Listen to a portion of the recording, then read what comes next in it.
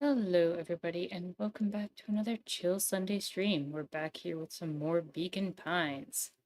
Hope everybody is having a chill and lovely Sunday. I see Zero's here, and Doug is here. Sunday streams in this economy, it's more likely than you think. And also hope you're doing well. Enjoy the stream or else. You heard it here, folks. Doug is threatening you all to enjoy the stream. Zero says, the real Sunday stream is the friends we made along the way. That is true. That is true. Sunday streams is all about friends. Apologies for the slight delay in starting. Had to finish something up. It took a little longer than expected, but we're here. We're going to be starting chapter 7 and continuing after our chill Sell harder interrogations. than Wall Street during a market crash. Don't know what that was. Hold on.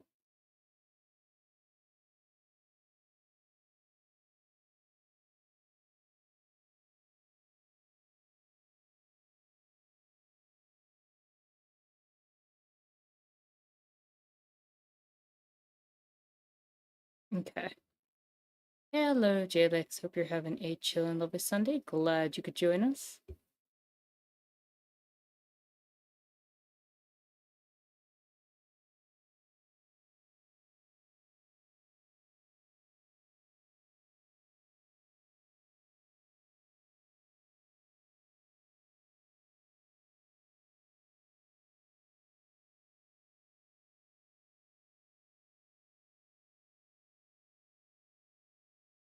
What's up?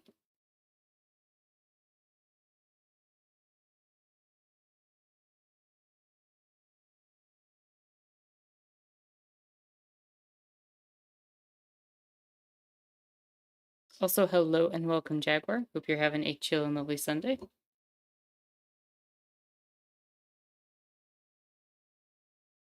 I've got some tea with me today.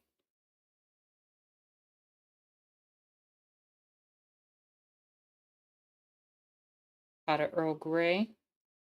Weather's starting to get cold again, so.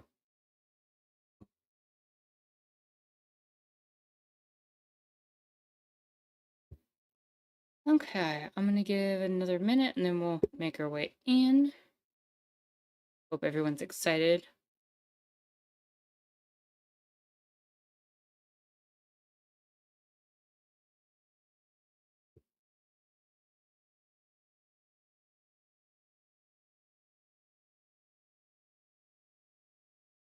Okay. Just making sure everything's. Y'all can hear me correctly, correct?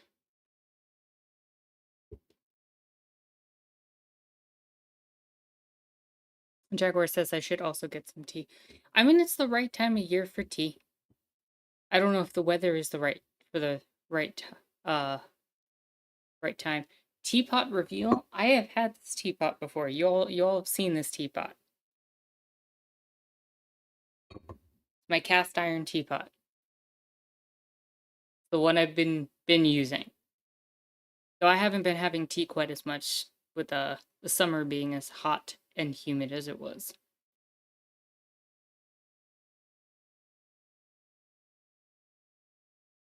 And honestly, it's still too damn hot. The handle looked fancy. It's just a cast iron handle and pot.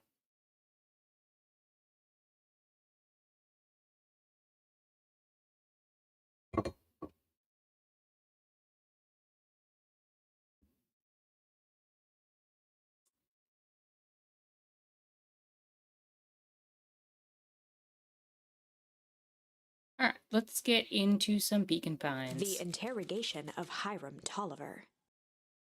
We chose the chill interrogation, so let's see how that goes. Still unconscious, Mr. Tolliver slumped heavily in a shoddy old chair. His hands were bound with rope, his feet tied with some loose string. The kids huddled in a circle, discussing their plan. One thing was certain, they couldn't just let Mr. Tolliver go. They needed to know what he was doing in Lucas' house. Dang right. After some deliberation, it was decided.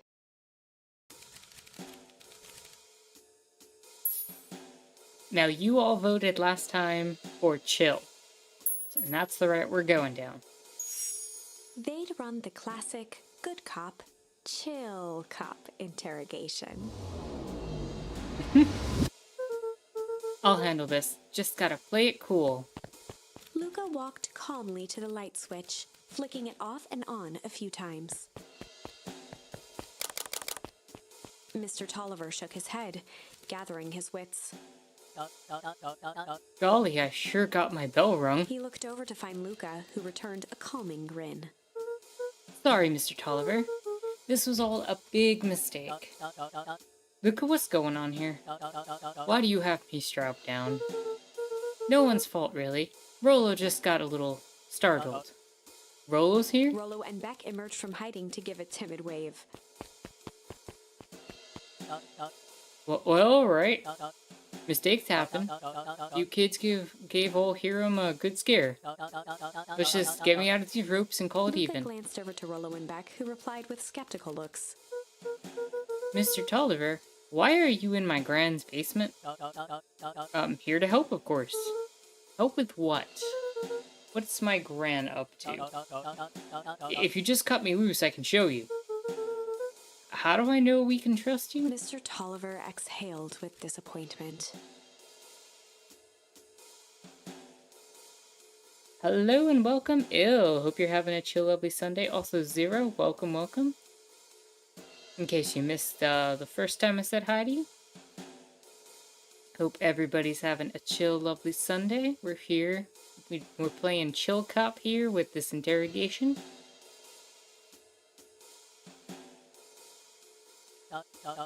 Luca, have I ever done wrong by you? No. And since your gran moved to town, haven't I been nothing but welcoming? Yeah. So why would I turn my back on your family now? Ill says bacon. You're having bacon.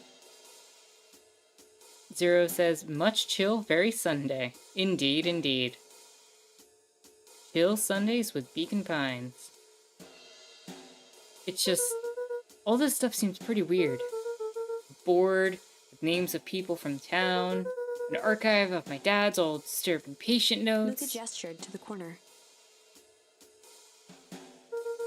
Barrels of explosives. I mean, that is kind of strange, isn't it? Barrels full of explosives. Why would you have a bunch of barrels of explosives? I'm telling you, Granny's trying to blow up a factory. I could explain everything. Ill says no, the name of the game, always see bacon when I... It is beacon, not bacon. There is a substantial difference between the two.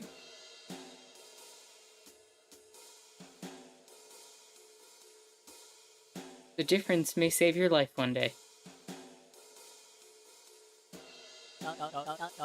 You just need to untie me. You kids deserve an explanation. Luca looked again to Rollo and Beck. This time they shrugged. Luca began to slowly loosen the binding. Mr. Tolliver gently rubbed his wrists. That's good, lad. This'll all make sense He in edged time. imperceptibly toward the stairs as he spoke. You see, this town has secrets, Luca. A very dark past indeed. Before the kids had even noticed his movement, Mr. Tolliver was at the light switch. A past that must be brought He to... punctuated his final words by flicking the switch and rushing up the stairs. light. And we just got locked in a basement.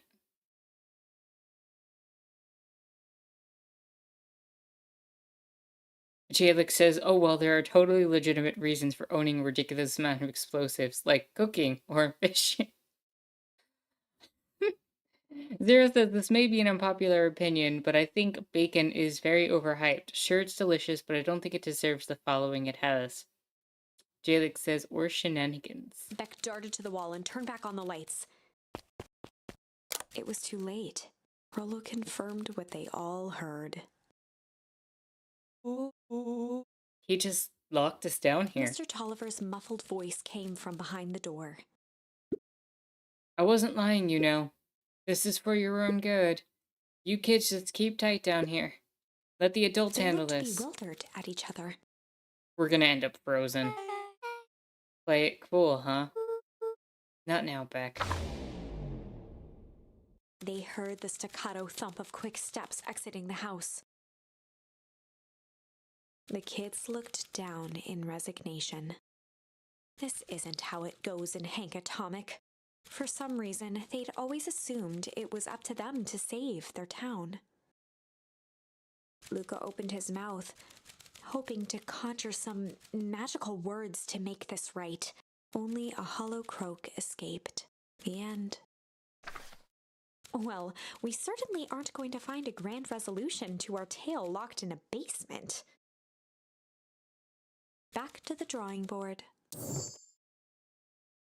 Well, y'all picked, an interesting choice.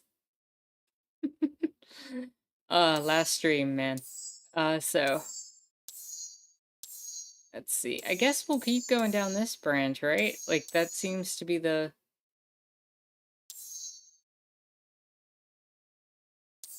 way to go right now.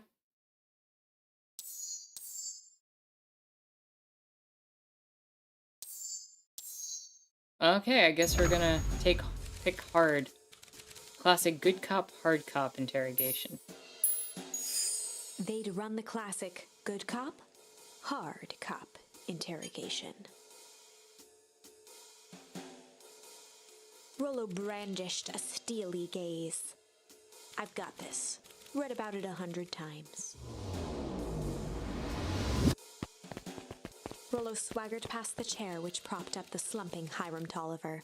Without even looking at his captive, he began with a long, blustery drawl. There's no such thing as a good... That's true. That is true.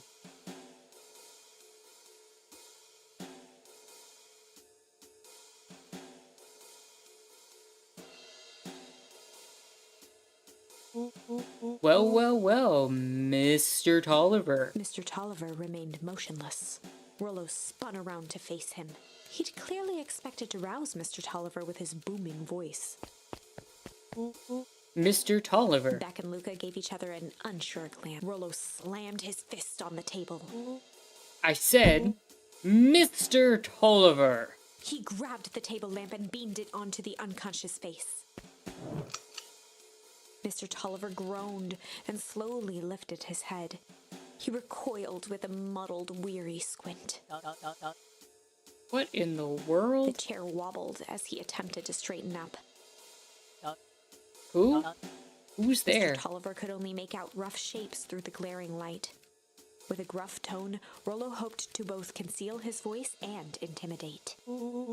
I'll be asking the questions here, punk. Now hold on, let's just calm down. Oh, I am calm. Calm as a carrot in dirt. As for you, looks like you're The sweating. doubtful expression on Beck and Luca's faces transformed into awe. We can do this my way, or... Well, let's just say I've never needed another way. Rollo, hitting his stride, was now channeling every detective trope his memory could recall. Hello and welcome, Duke. Hope you're having a chill, lovely Sunday. Glad you could join us. As you mentioned, we are interrogating this squirrel, and the first choice that was made by the community led to us getting locked in a basement and absolutely failing. So we are now trying the hard option as opposed to the chill option. That's all you've really missed. Rollo says, Rollo hitting a stride. He Okay. slammed Yeah. the table again. Yo, dance! What? I don't Mr. even... Tolliver's voice became desperate. Il says, I don't remember making that decision. You all collectively voted on that. At the end of last stream. I don't know if you were here for that, Il. But the chat did vote for that at the end of last stream. He was nearly in tears. You tied me down, how on earth could I dance? Dance with your mouth, punk. Spill the beans. What are you doing poking around this house? I'm here to help Juniper? To make sure everything's ready? Oh, so you're in cahoots with Gran? Gran, Mr. Tolliver was in a daze, now more confused than ever. gonna help her blow up the festival, eh? Blow up the festival? He Good shook lord. his head, feeling more and more dizzy. No, you've got it all wrong. Where is she now? She's headed to the source? Source? What's the source? It's His where voice faded to a whisper. the town began. Where it all began. What is Operation Sparkplug? With that, Mr. Tolliver passed out cold. Rollo swung around with a repentant grimace. Damn, Rollo. I think you went a little too hard on him. What did he say about the source? It's where the town began? We need more information. Yeah, but we'd better not push Mr. Tolliver any further. Is there anyone else who might know more? What about the History Museum? It's just got set up for the festival. Now, that tent was put up by the Valentines. Everything they do is just a bunch of fluff and to glorify themselves. Is there anything more reliable? The library. If there's information about the source thing, Cato can help us find it. Let's go get some answers. Oh, now you want to read a book at the library. This whole game. Library, boring. Library, why would I want to read things? Zero says, basements aren't all bad. I have a comfy couch and video games in mine. Yeah, I don't know if you'd still want to be locked in your basement. That sounds uncomfortable. Eventually, you might want to, leave the basement. Even with that, nice couch and the video games. I don't know. Maybe I'm wrong about that. This is a dang nice library. Thanks, we work hard on it. Aren't you a little too adorable to be a librarian? Oh, Cato hung out here so much, eventually they gave him a set of keys. I just keep an eye on the place for Miss Novak sometimes. They got you working for free. It's quiet and I get access to all the books I can read. What more could a person want? Fair enough. What can I do for you all? We need a favor. I already told you and Rollo. I can't put you any higher on the wait list for the next Hank Atomic. And if you're here with more candy, I'll have you know I can't be bought. Call it a personal code of conscience. Actually, we're looking to do some research. Now you're speaking my language. What are you looking for? That's the thing, we sorta don't know. What do you got on the history of the town? There's the county record archives. What's in those? Births, deaths, newspaper clippings, stuff like that. Pretty boring reading. But they do go all the way to back when the town was founded. Great, we'll start there. Chapter 8. 6 feet under, 3 towns over. The kids spent the rest of the afternoon combing through dusty piles of old county records, desperately searching for anything that could help them make sense of Mr. Tolliver's cryptic utterance. Luca tried to shake the thought of Gran's basement, but his focus wavered. Explosives, messages hidden in jam, dossiers on various town figures, and a corkboard threaded with photos. Gran was the only family he had left. He still couldn't bring himself to believe the worst. But the old map with the symbol of explosives in town square made that difficult. As the sun began to set, the kids were no closer to the truth. If I have to read any more records, my eyeballs are gonna pop. We have to keep digging. If I dig another word, I'm gonna end up in one of those asinine death records. Rollo Cotter lived a full and wonderful life, till he read so much boring crud that his brain oozed out of his ears. Rollo shut his book with an assertive nod. Jaguar says what Pinewoods just taught me, don't be nice. I mean, you can't be too nice sometimes when you gotta get stuff done. If you've got a better idea, spit it out. You sound like my sister. Keep pushing your luck, pal. And it won't be boring country records that kill you. I'll put you in the obituaries myself. Rollo muttered under his breath. Jaguar says, and always go to the library. Yeah, there's always good information at the library. You're a county record. Really? That's the best you've got? When I'm done with you, you'll be the footnote in history. Just like... Slammed her finger down on the open page before glancing down to read. J. Hartford here. I'd love to see you try. Hey. We're all a little tired here. Let's just take a minute Something and... tickled the back of Luca's mind. Wait, what was that name back? In the obit? J. Hartford? From the Brookville Tribune 8 years ago? That can't be right. What is it? J. Hartford. That's my grand's name. Juniper Hartford. Maybe there were two J. Hartfords? Mrs. Hartford is survived by her young daughter, E. Hartford. My mom's name is Eleanor. Okay, this is getting creepy. If your gran is 6 feet under 3 towns over, then who am I living The with? question hung in the air. Alright, gang, I gotta close up for the night. Beck rubbed her eyes. How late is it? Almost 10.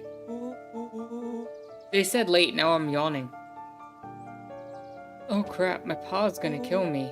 I gotta go. Yeah, my parents will be worried sick. Okay, let's meet up as early as we can at the festival tomorrow. What are you gonna do about the unconscious man in your basement? I'll think of something. Luca's heart was pounding as he approached the house. If he was lucky, Gran, or whoever it was, hadn't gotten back yet. And of course, there was Mr. Tolliver tied up and unconscious in the basement. Dealing with him would be the first order of business. Luca shook out his arms to calm his nerves before entering. He held perfectly still, tempering his breath, and listened closely. She was asleep. His only hope was that she hadn't found Mr. Tolliver before dozing off.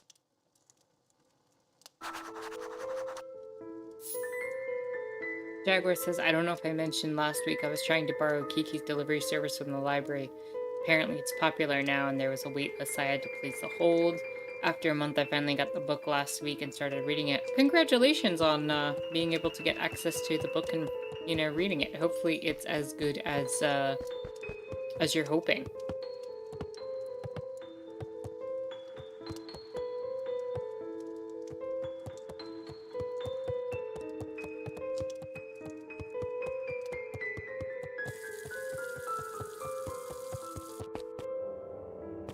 Uh-oh. Oh no. Mr. Tolliver was nowhere to be seen. Maybe he woke up, escaped from his bindings, and left without a trace? Maybe Gran knew everything. What do I do? Luca's hungry stomach groaned. Not realizing it, he'd gone the entire day without eating. Okay, I can figure this out. Just need a little brain food. Luca rushed over to the pile of jam jars, unscrewed one, and shoveled a handful into his mouth. I'm afraid your jam delivery will be He delayed. flipped the lid to read the label. Mr. Nuncreed. Okay, now I can think. So, if Gran knows we tied up Mr. Tolliver, I'm screwed. And if she doesn't know, then I need to play it cool. Jaguar says, thanks, it definitely has a different feel than the movie so far, but it has been good. Okay. Well, it sounds like you're having a good time with it, and that's the important part. Jalek says, oh no. What's oh no?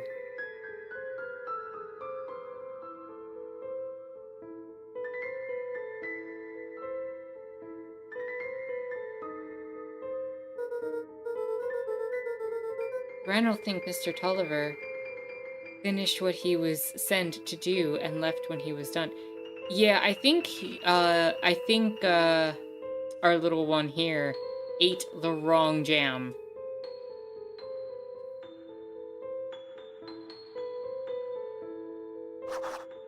Go to sleep.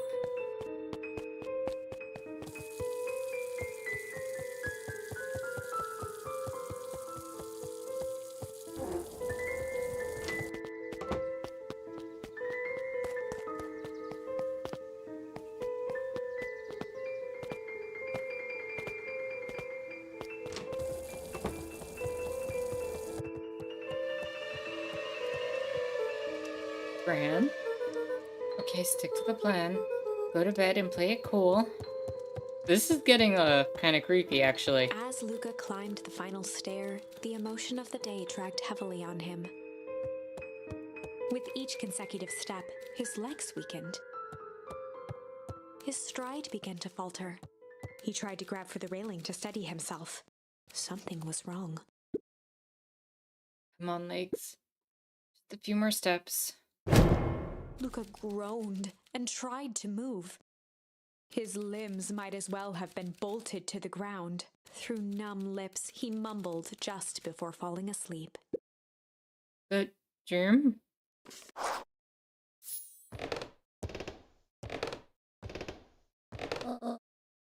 Sweet boy. What did you get yourself into?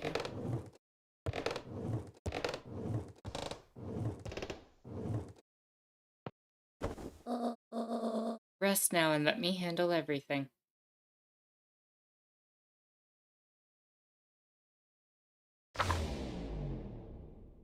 Chapter 9. A speech to end all speeches. Jaguar says, this is not what I expected. I thought this was going to be more chill, less creepy. Yeah, I think the kid eating the wrong jam definitely was a little disturbing. Luca awoke to find himself face down in bed. He moaned into his pillow. Why would Gran drug him? Gran didn't drug you. You ate the drug jam. Or rather, why was she trying to drug Mr. Nuncreed? Because Mr. Nuncreed's kind of creepy. Shaking the questions from his woozy head, Luca snapped back to the matter at hand. You should clearly label your jams. Yeah, the thing is Gran was trying to poison Mr. Nuncreed in a small way. Probably because Mr. Nuncreed's been kind of creepy, and our little protagonist here decided to eat said jam. Ingredient structs.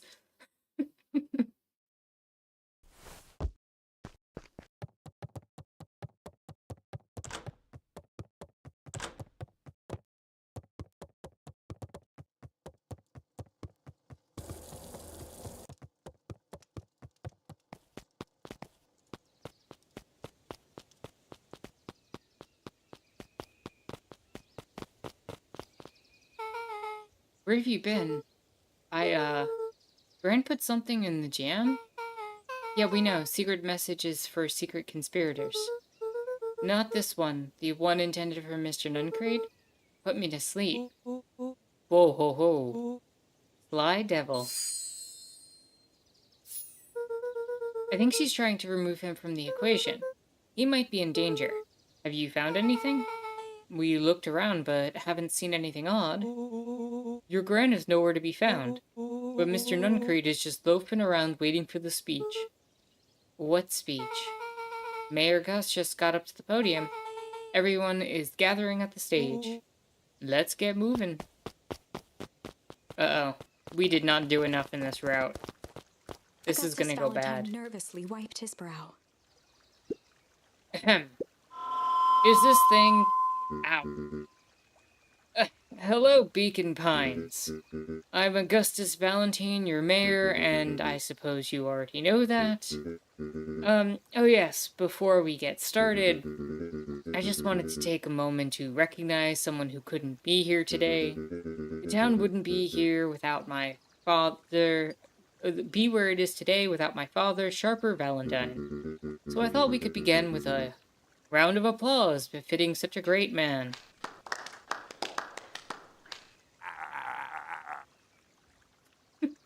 Even that's more than the old codger deserved. Gus cleared his throat and awkwardly loosened his tie. Right, where was I? Kerr bounded on the stage with the energy of a preacher at a big tent revival. Gus Valentine, everyone. He gave Gus a hearty slap on the back and motioned him off the stage. Let's hear it for our mayor. What a great turnout. Aw, heck, I didn't prepare anything. But I suppose I could say just a few words. Would be ashamed to waste such a beautiful podium. Mr. Kerr pulled a thick stack of note cards out from his vest. Community, conviction, commitment. These are the things we celebrate at the perennial harvest. For us, these are the pillars of the bridge to a better tomorrow. But I think it's time to add a new pillar. Change. Change is a powerful thing. It's inexorable, unavoidable, and undeniable.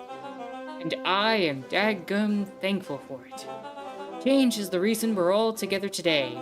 It's hard for me to believe that it was only 4 years ago when fate brought me here. A simple business trip, which brought me to a small town, which would change my life forever. Oh god, this is actually... Reading this out loud. Ugh. This... nonsensical fluff. Mr. Kerr took a moment to survey the crowd. You know what? He wiped away a single tear. From the second I set foot in Beacon Pines, something about this place has held me captive. Do your teeth bleed? I don't think my teeth are bleeding, but boy is this hard to read. You see, change represents opportunity. I wanted to read that in Quark's voice. Change represents opportunity. It represents potential. It was change that helped me recognize the potential of this place. To see that the people of this town, despite suffering great loss, still held on to the thing that made them special. He thumped the podium to emphasize each word. Community, conviction, commitment, change. Mr. Kerr nodded confidently, biting his lip. The crowd was silent, in rapt attention. Fate made a perfect match that day. Nothing is more important to you all than community. And Perennial Harvest is a community first and foremost. Mr. Kerr methodically made eye contact with each section of the crowd. The only way you made it through the foul harvest was an unshakable conviction. A conviction that a better tomorrow was just over the horizon.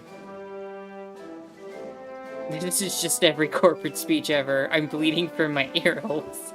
Dareth, this speech is making me very uncomfortable. It's making me uncomfortable reading it, okay? But we have to get through it, so we're gonna get through it, okay?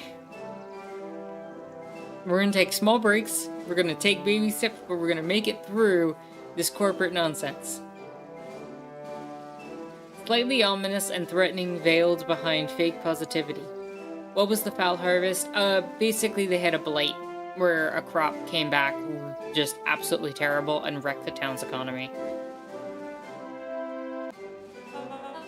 Perennial Harvest was founded on the conviction that we are that horizon. This festival is a symbol of our commitment to each other. His voice began to build to a crescendo. We now walk hand in hand into a future that we will shape together. And that is what change is all about. Grabbing the future by the scruff of the neck and making things happen. Change is a choice. I am tickled pink that we will be all making that choice together. How great is that? Just imagine what we can accomplish.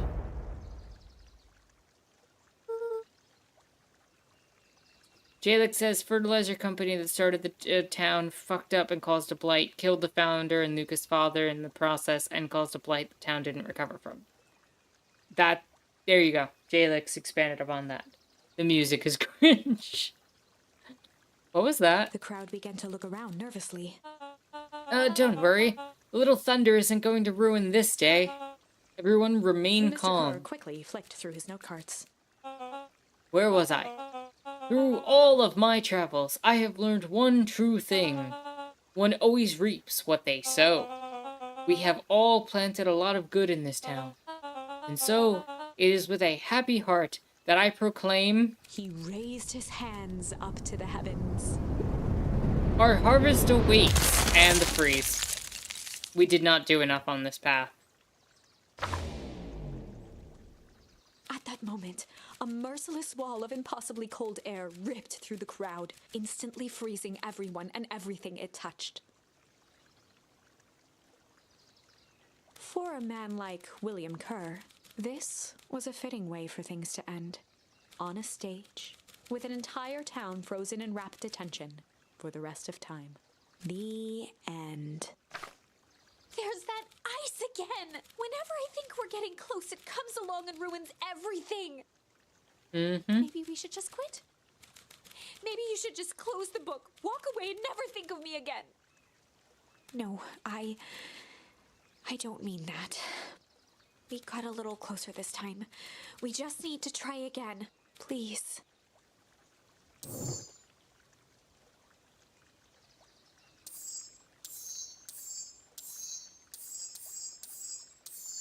We have a new option. We could do a Sly interrogation. I don't know if that'll make a difference, but we can try it.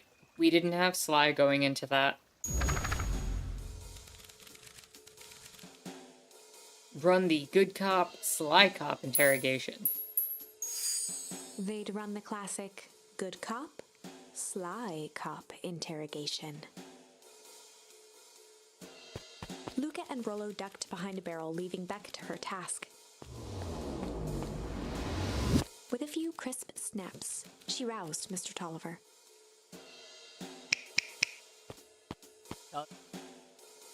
What? What's going on here? You're that Modeville girl. Please, call me back. Sorry about all this. Mr. Tolliver looked down and shifted a bit, testing his restraints. It seems there's been a mix-up. You see, I'm down here for the same reason you are. Juniper sent you? Beck caught herself before letting the surprise manifest on her face. She'd already gotten him to reveal his relation to Gran. This was gonna be easy. You know how Juniper is with her precautions. Operation Sparkplug has us all on edge. I guess she thought you needed some backup. But she sent a child? What better way to avoid prying eyes? Who would suspect kid? I suppose that makes sense. Mr. Tolliver wriggled a bit in his restraints. Oh no, Beck is the best. Beck is the best character in this game. Hands down. Oh, I'm sorry. Beck quickly removed the ropes. That had to be uncomfortable. A little, yeah. But you understand. We never know who to trust in this Mr. town. Tolliver rubbed the growing knot on his forehead. Very true. So it turns out we're both Beck here twirled to her hand, as if to prompt Mr. Tolliver to finish her thought. destroy the evidence. Beck shook her head and clicked her tongue. Yep, the old gal is nothing if not thorough. Mr. Tolliver let out an amused huff in agreement. She sure is. Can't blame her, though.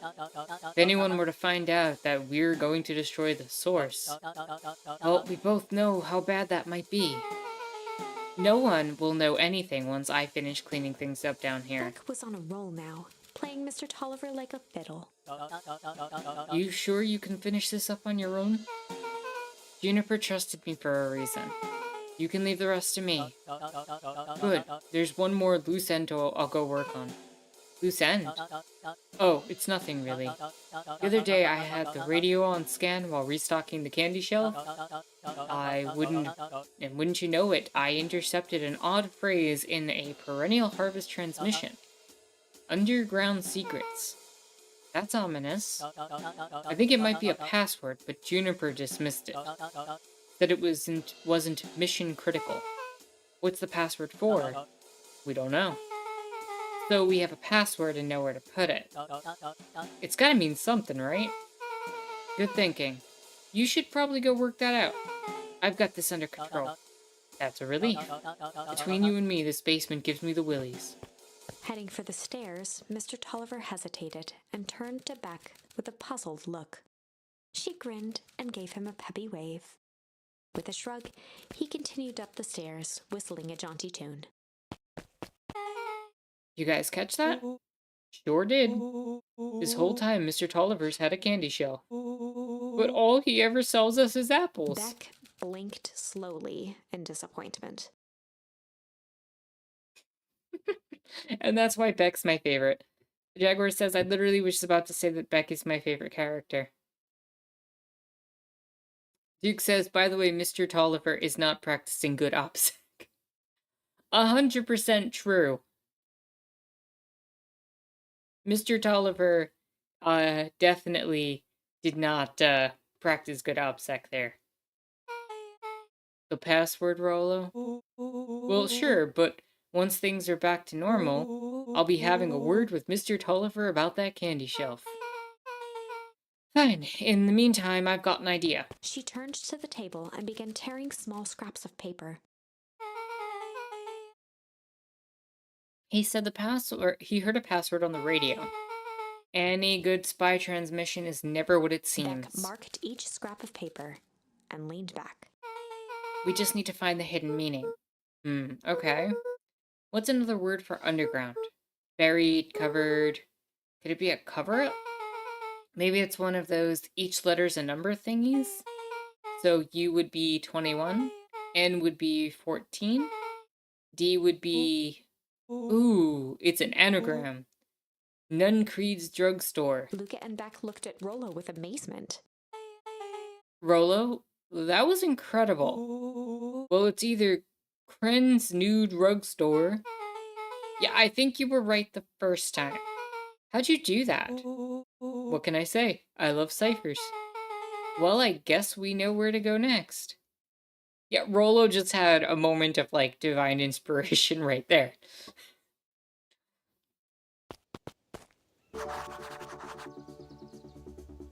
Duke says the kid who reads mystery books would come in clutch like that.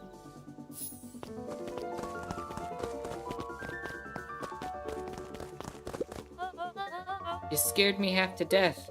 Sorry. You kids haven't seen Mr. Tolliver around, have you? No? He's got me waiting around like the last slice of pie. I swear that man would be late to his own funeral.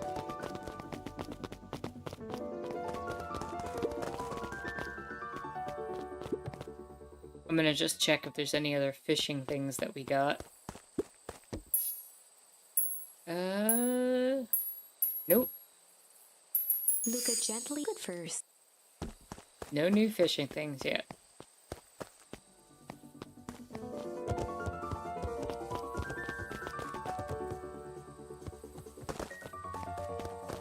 Just checking for anything else hidden before we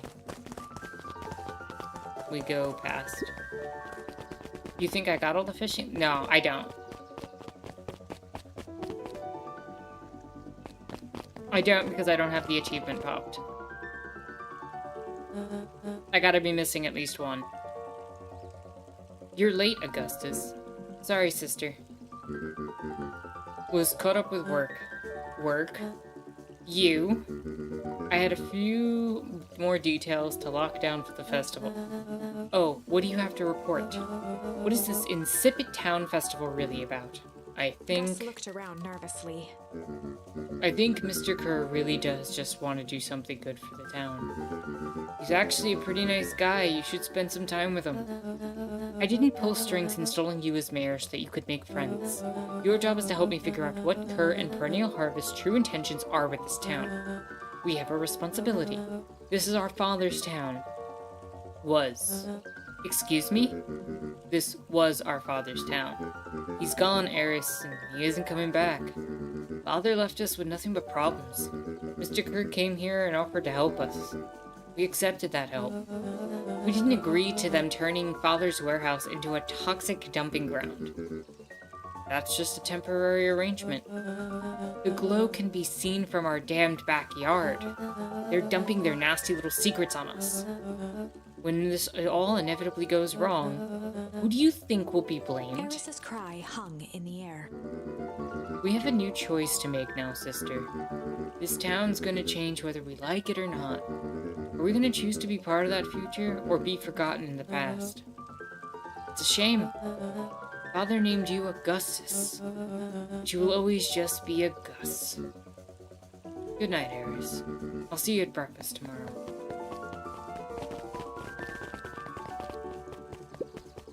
Getting late, children. Yeah, but I gotta talk to the lady by the fountain. Knowledge, he spat with a sneer. There exists a gulf between knowing something and being able to do a damn thing about it. I do hate it when the villain makes a good point. better get to Nuncrete's. But I want to explore elsewhere.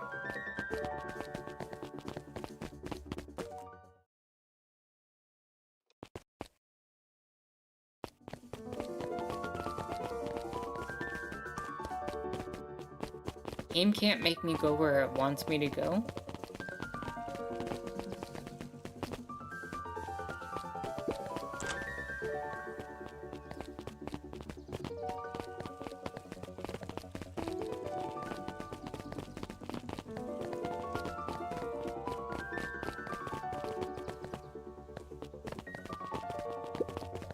Solomon stood proudly at the entrance to the drugstore, holding a brown bag overflowing with black licorice. Hey, Solomon. We're looking for Mr. Nuncrete. Is he still there? I'm afraid not. And where'd you get the candy from? You might say we have an arrangement. Solomon shoveled a surprising amount of licorice into his mouth.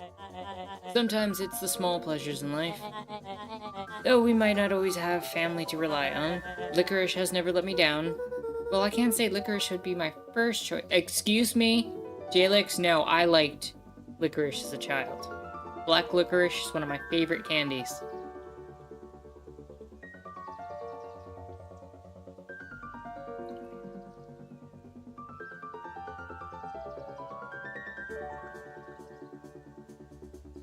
You are objectively wrong.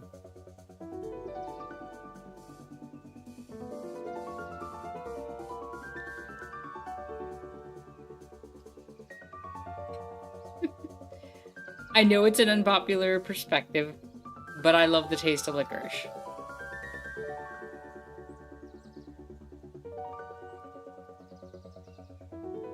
You were always an adult then. I'm not unpacking that sentence. No, I've loved the taste of fennel, anise, licorice, all of that since I was a child. It's one of my favorite flavors. I could not get enough of them.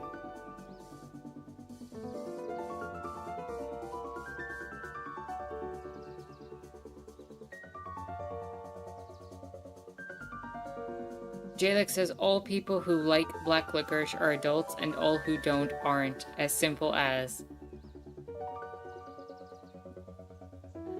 Okay. Then apparently at 4 I was an adult. Because I used to purposefully ask for black licorice. Zero, thank you. Thank you, Zero. Zero's got my back. I've always been this age.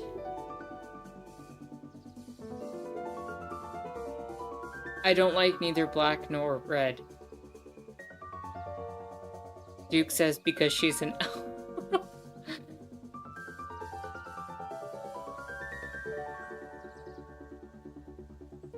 Licorice is an amazing flavor.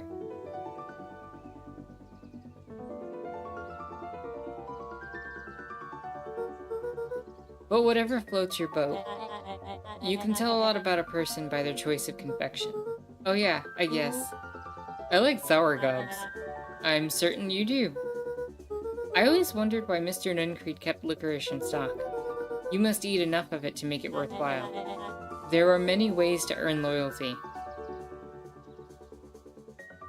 Jalix says it's weird, like it doesn't want to be sweet or savory. Yeah, that's kind of the best part about it. Like, fennel, anise, and licorice all have an extremely similar flavor profile. And they're rather unique and can be mixed either with sweet foods or with savory foods.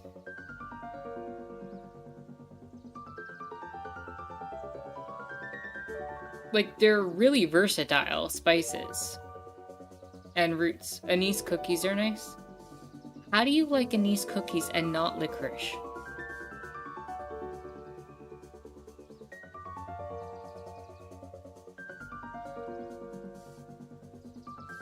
I'm fascinated by that.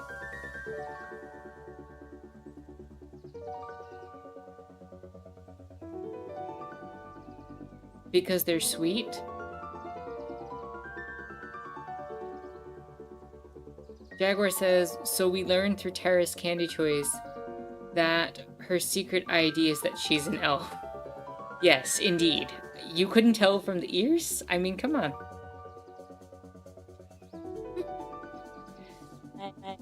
For some, it's as easy as cold hard cash.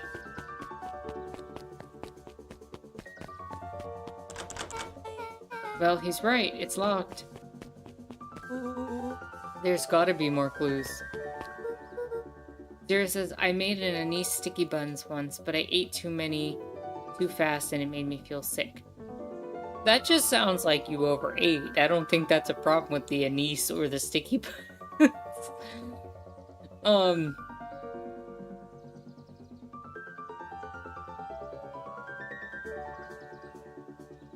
But yeah. Well, yeah, and also, Jalix, like, you can sweeten licorice. Like, it doesn't have to be eaten, like, as is. You can put it in things to make it sweeter. If sweet is your favorite flavor profile. I've always preferred salty flavors to sweet flavors. So, probably with the exception of chocolate, but even chocolate, like salty chocolate's nice too.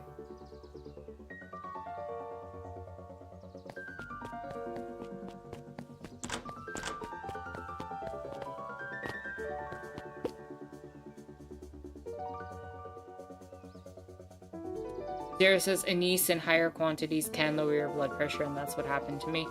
Okay, yeah, that is true.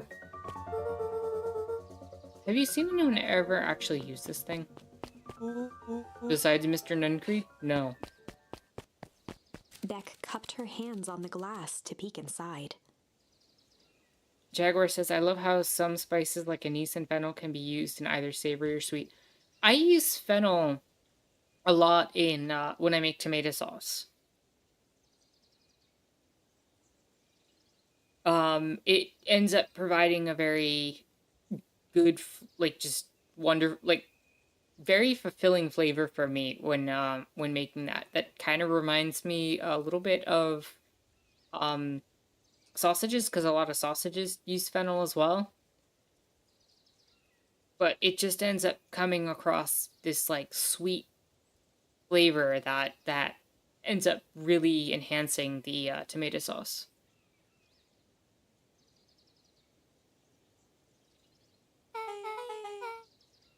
That's not a normal phone booth. It's got like a blinky keypad. Why would there be a blinky keypad? Friends Nude Rug Store. I mean, Underground Secrets. The password. Beck flung open the door and they all squeezed in.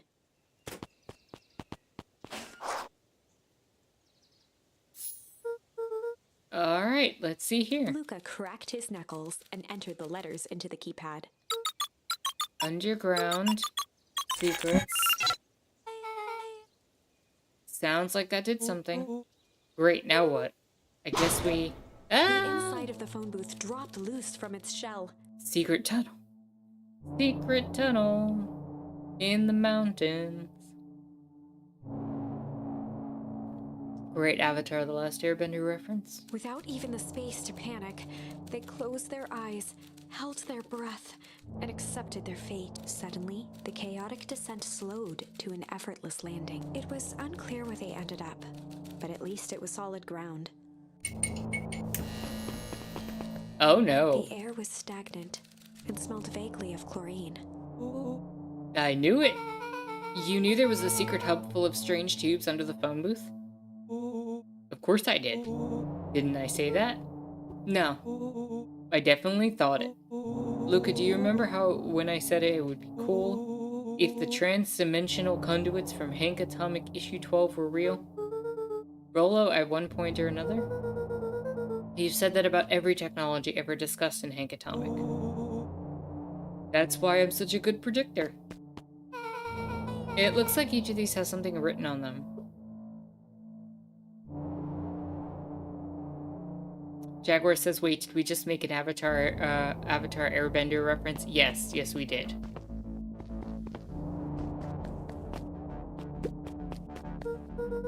This suit has a broken mask. So have we found our mystery warehouse creeper? At least we found their hazmat suit. If it walks like a Nuncreed and talks like a Nuncreed, let's not jump to conclusions. Just saying. Mining Operations Alpha. You guys have mines here? Not that I know of.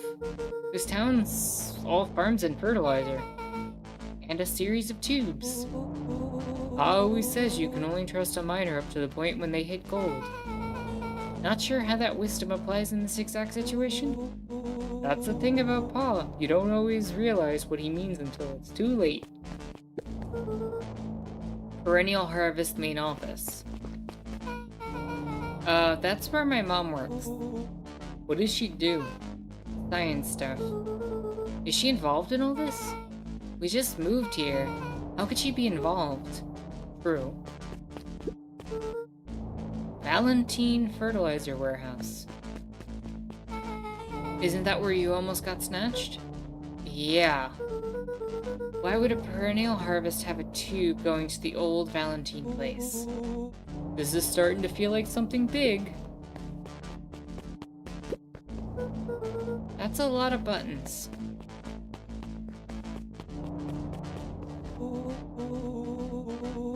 Stand aside, Earthlings. I've read enough Hank Atomic to know my way around sci-fi Roll's tech. hands hovered over the field of blinking buttons. Eeny, meeny, miny. Rolo, what did you do? Nothing. I didn't even mow yet. What was that? Hide. Where? There's nothing but weird tubes down here. Just get back.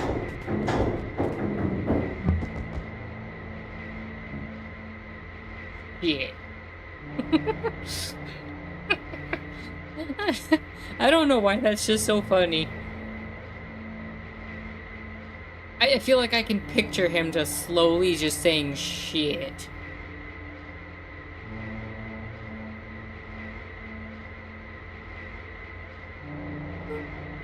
Shit. Shit. Awesome.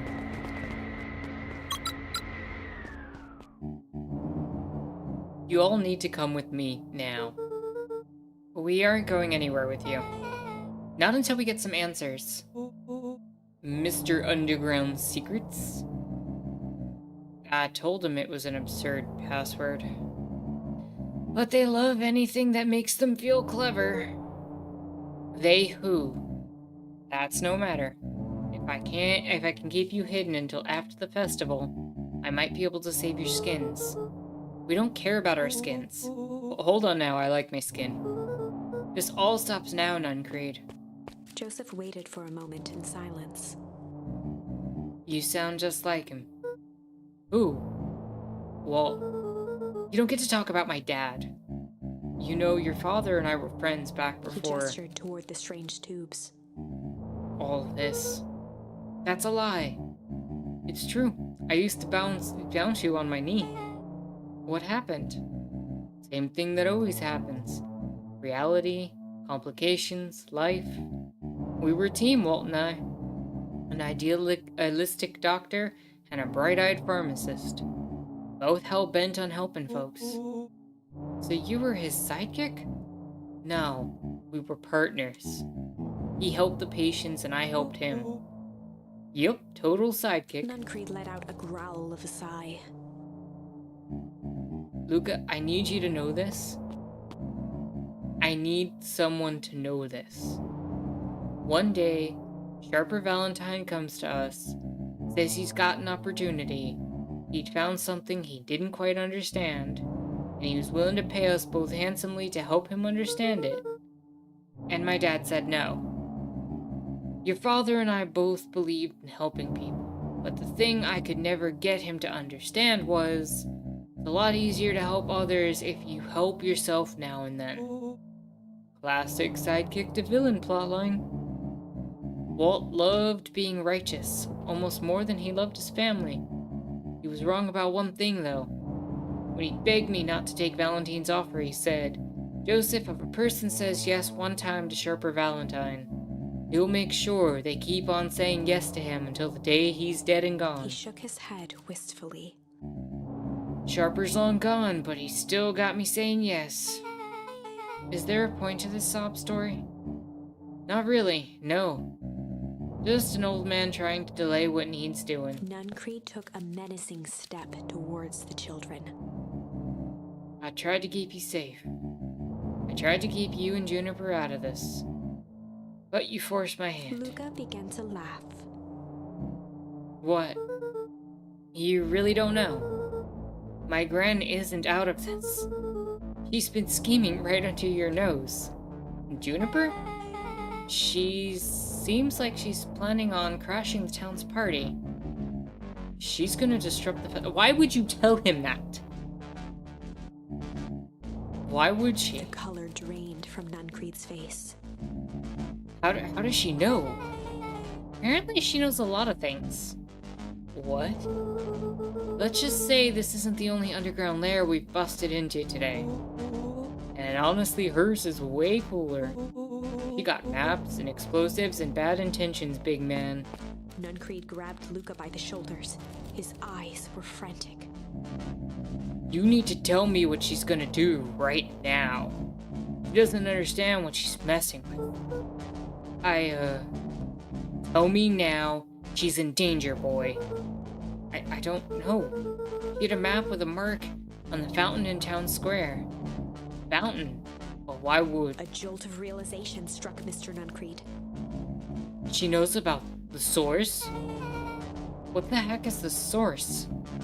If she tries to destroy the source, it could catalyze and... Dear God, she's gonna freeze us all.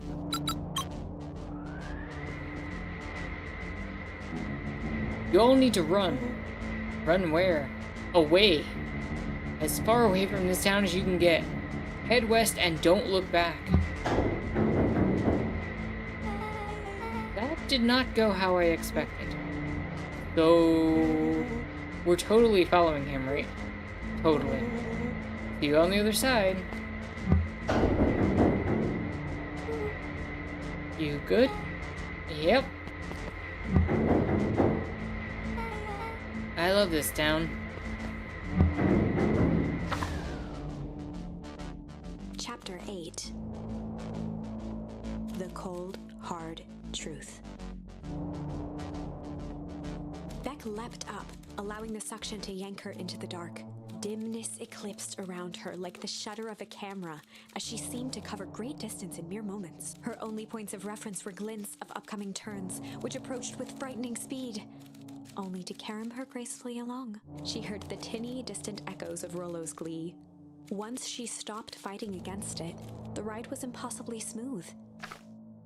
Then, all of a sudden, as if minutes had passed in an instant, light blazed into view. A burst of wintry air snuffed across her face, and she was flung out into the cold.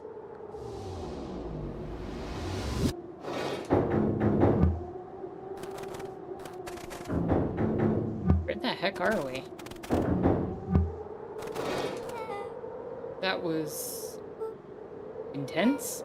Yeah. I think I might have parted with some fluids in there. Any idea where we are? Somewhere cold. Doesn't look like it got any of us. It didn't feel like we traveled that far. So where did it all go? This place sucks. Why would anyone even want to blow something up out here? One way to find out, I suppose. We've got to catch up to Nuncreed. I think he went this way. Which makes me want to go this way. Actually, this kind of looks like where the house is at. Right? Because this is... That's weird. Duke says, so wait, are we blaming the apocalypse on the eco-terrorists? I don't know if Gran knows what she's doing. Like, I think she thinks she's doing the right thing, but she's not. But yeah, that whole archway over there looks kind of like the spot where the house should be, where this, like, little... That's weird. Yeah, and here's... This looks familiar. Yeah. Maybe we can clear off the snow? No time. Nuncreed's getting away.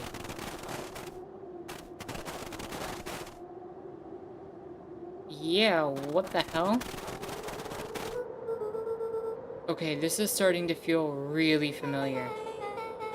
I may not be the most well-versed on all things Beacon Pines, but this does look like some sort of frozen replica of the town. Ah, I got it. It's so obvious now. Mr. Nuncreed's an alien. Rolo, stick with me here. His species can only live in sub-zero temperatures. Oh boy, here we go. The source is their base cap dimension, so naturally they keep it cold. Duke said, so the thing happened when they were in the tunnels and were safe somehow? That doesn't make sense because the cold happens at the beginning of the festival. And it has every time. We're still the night before the festival.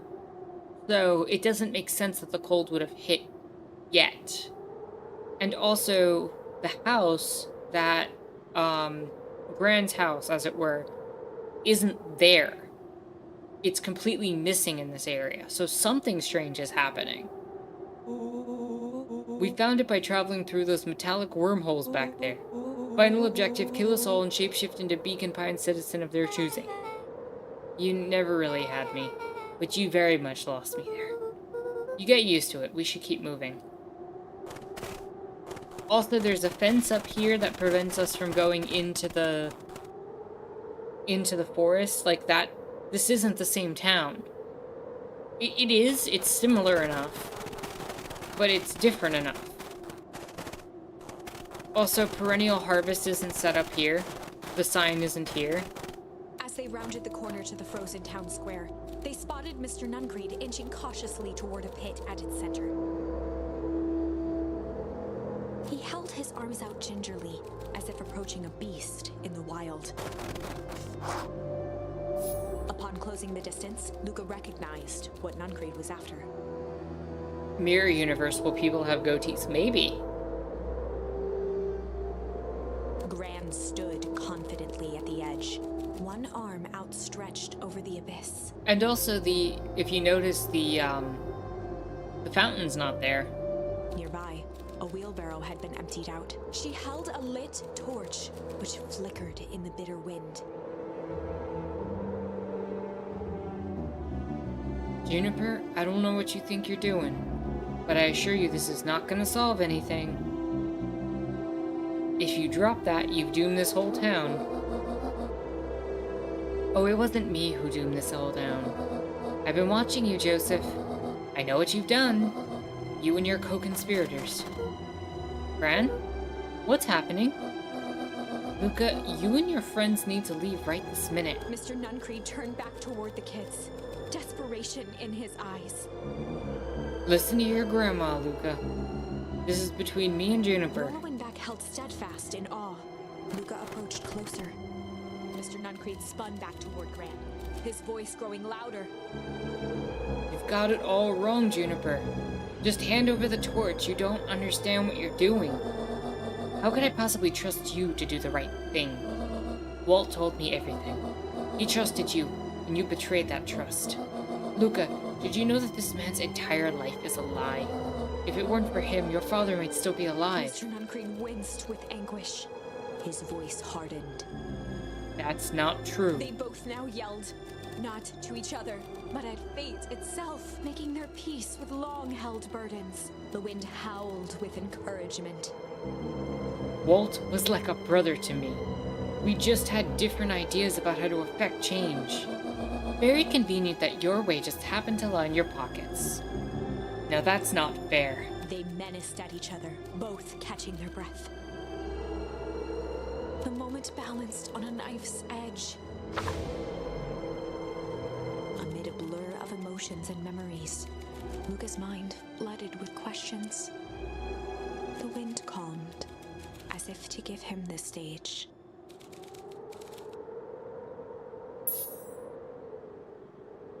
Well, we've only got one option. And in the stillness, he began to weep. It was all just too much. Falling to his knees, Luca whimpered softly. The tears crystallized as they hit the snow. Gran stared at Luca for a moment with warm sympathy, remembering why this was all necessary. Jalik says whatever's in that hole is absorbing a huge amounts of heat energy. I mean, yeah, that would be one explanation for it for sure. But then why is the fire not instantly going out? This will all make sense soon, Luca. Then everything can go back to normal. I promise. She stiffened up and brandished the torch at Mr. Nuncreed. You can't hide behind those people any longer, Joseph. Once their precious source is destroyed, we'll see where their loyalties fall. Juniper, don't. Ignoring his final plea, Gran flung the torch into the deep darkness. She smiled and exhaled in relief. Mr. Nuncreed moaned in resignation. The torch echoed as it ricocheted down the hole, punctuated with a thunderous thud. You see, Joseph, I've learned one very important lesson in life. If you want things to change, then you must be willing Before to... Gran could finish, the ground shook her to silence.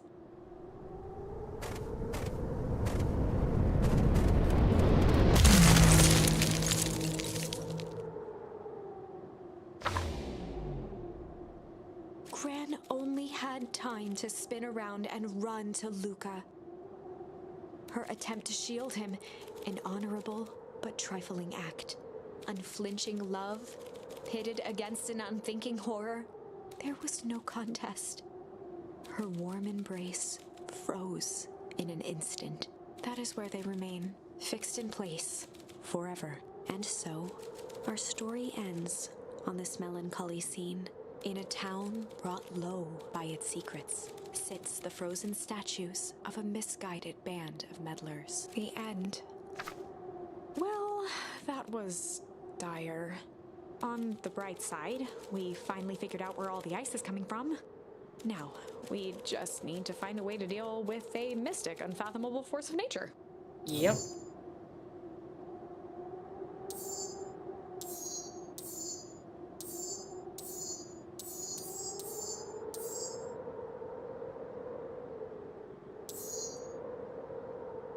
Huh.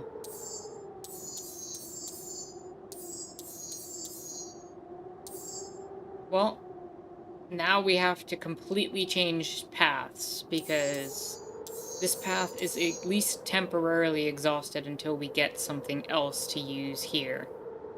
I have a feeling that the tickle path ends up leading more towards where the end of the actual game is going, like, I guess the good ending. Just a gut feeling. But I feel like we either had to go down this path, or we have to go further down this path in order to get something to unlock it. Because it's not just going to hand you the end of the game. It's going to be one of those where you have to go down multiple paths. So I'm gonna pick flight on this path. This is the path where we ended up accidentally burning that kid's face in the toxic stuff by acting strange. And then we got caught in the treehouse by the seemingly zombie perennial harvest workers. And we tried to fight them, and it went poorly for us because the defense thing had not been fixed by Rollo like it was on the left path. So this time, instead of fighting, we're gonna run.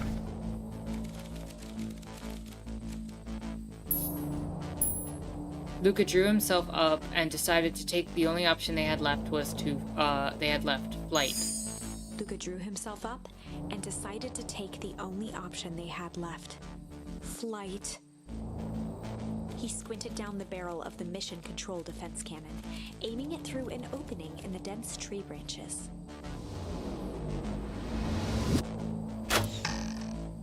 He looked up with surprise as it struck true and taut. Wow, I can't believe that worked. Hey, Mr. Kerr. We'd love to hear your thoughts, but I'm afraid we have places to be. Come on, Iggy. See, jerks. Fine. We know where that leads them. This way we'll take the tunnels. And we know about the tunnels, as they sprinted through but the our thicket. characters don't. And now we have some... tragic irony going on here. The branches clawed at them, reluctant to give passage. After what felt like a marathon, Luca stopped in his tracks as they reached the clearing. What the? That was all he was able to say before Iggy slammed into his back. The boys tumbled down a steep decline and crashed with a wheezing thud on a surface as hard as ice. In fact, it was ice. Chapter 5. Signs. They stood silently, catching their breath. The sky was like sapphire. With each breath, a plume of steam escaped from Luca's lungs. Let's keep moving. Luca pulled Iggy to his feet as they gazed across a snowy terrain. That was actually pretty badass. Uh-huh. I think we lost him. Are we up in the mountains? I don't think so. If anything, we went downhill. Then what's up with the Winter Wonderland? All I know is there's no going back the way we came. Let's see if we can get our bearings. Follow me. Find a way home. So, in this case, we're in the snowy area long before, any of the stuff that happened with Bran. A disc of smooth metal was lightly covered in snow. Two faint seams were visible along the surface. A manhole cover? If it is, I've never seen one like it.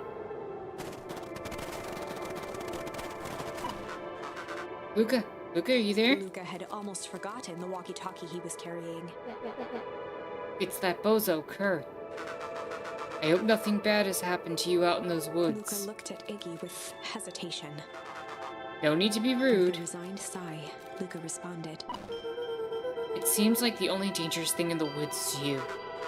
He speaks, the young man of the hour. Now how in tarnation did you end up with one of our radios? Just lucky, I guess. Boy howdy, you Van Horns are full of surprises, aren't you? You knew my parents? I never had the honor of meeting your father, but your mom sure was a handful. Luca winced, shoving the walkie-talkie back into his pocket. We gotta keep moving.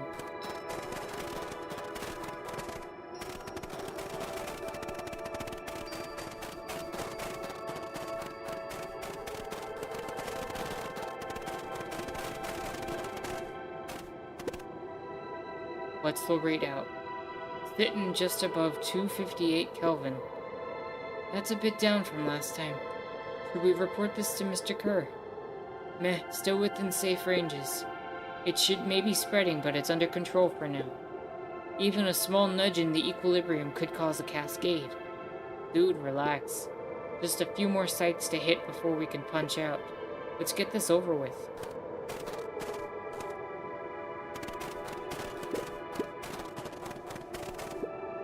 What's all this? Hard to say with all the snow. I think it's a town sign.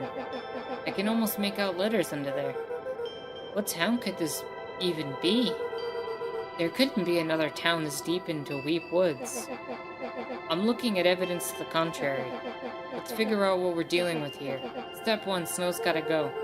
I'll see what I can do.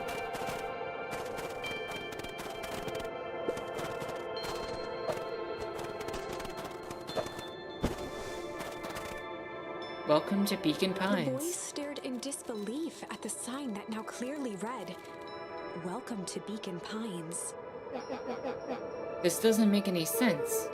We're in Beacon Pines? How's that possible? We ran away from the town. How did we get back here? I guess we got turned around? Where did all this snow come from? Well, it's been colder than normal lately. There's a pretty big difference between sweater weather and this Arctic hellscape. The puddle we fought at before, it was cold too. Maybe all of it leads to one source. You think it's all related? What the hell's going on? We're gonna get you some answers. Let's just keep moving.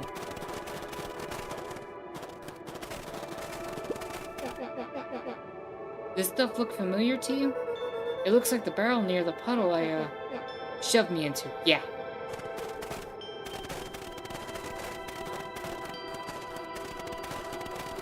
Jalek says, man, this is really neat.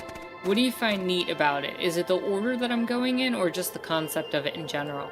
The fencing glistened, each chain link encapsulated with a translucent layer of ice. It looks like the stuff they put up around Weepwood. Jalek says, I did this path very early compared to you, so I had no clue about any of this when I was doing this. The stuff who put up. I don't know. It's all frozen. Looking down at the frozen stream, Luca could faintly see a school of minnows encased in the ice. Whatever happened here, it happened fast. The fish didn't even have time to run. Or, swim run. Jalek says, I did this path oh yeah, I read that, sorry. Without any of this when I was doing it. So, you ended up doing this early, so you basically was like, what's all this snow coming from? Like, what is this? What is going on?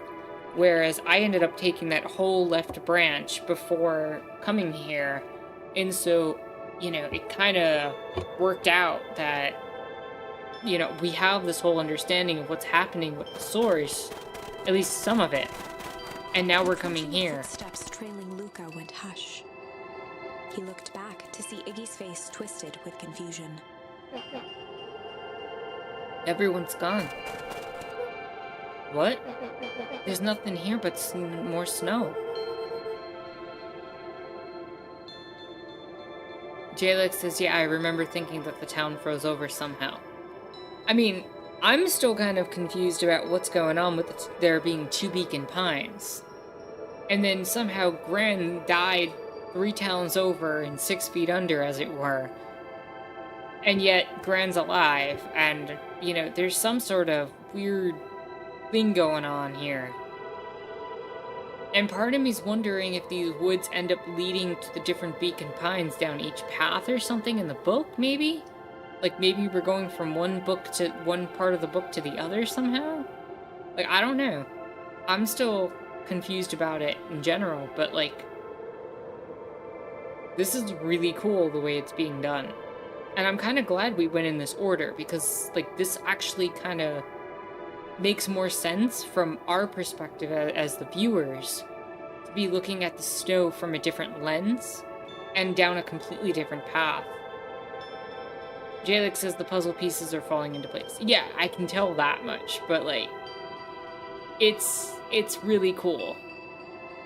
Whatever it ends up being. We have to keep looking. You can look all you want. I quit. Iggy, we have to keep going. You don't get it, do you? This isn't one of your pathetic Hank Atomic stories. We aren't going to save the day. We aren't even going to save ourselves. My face is mangled, the town's destroyed, and everyone we've ever known is gone.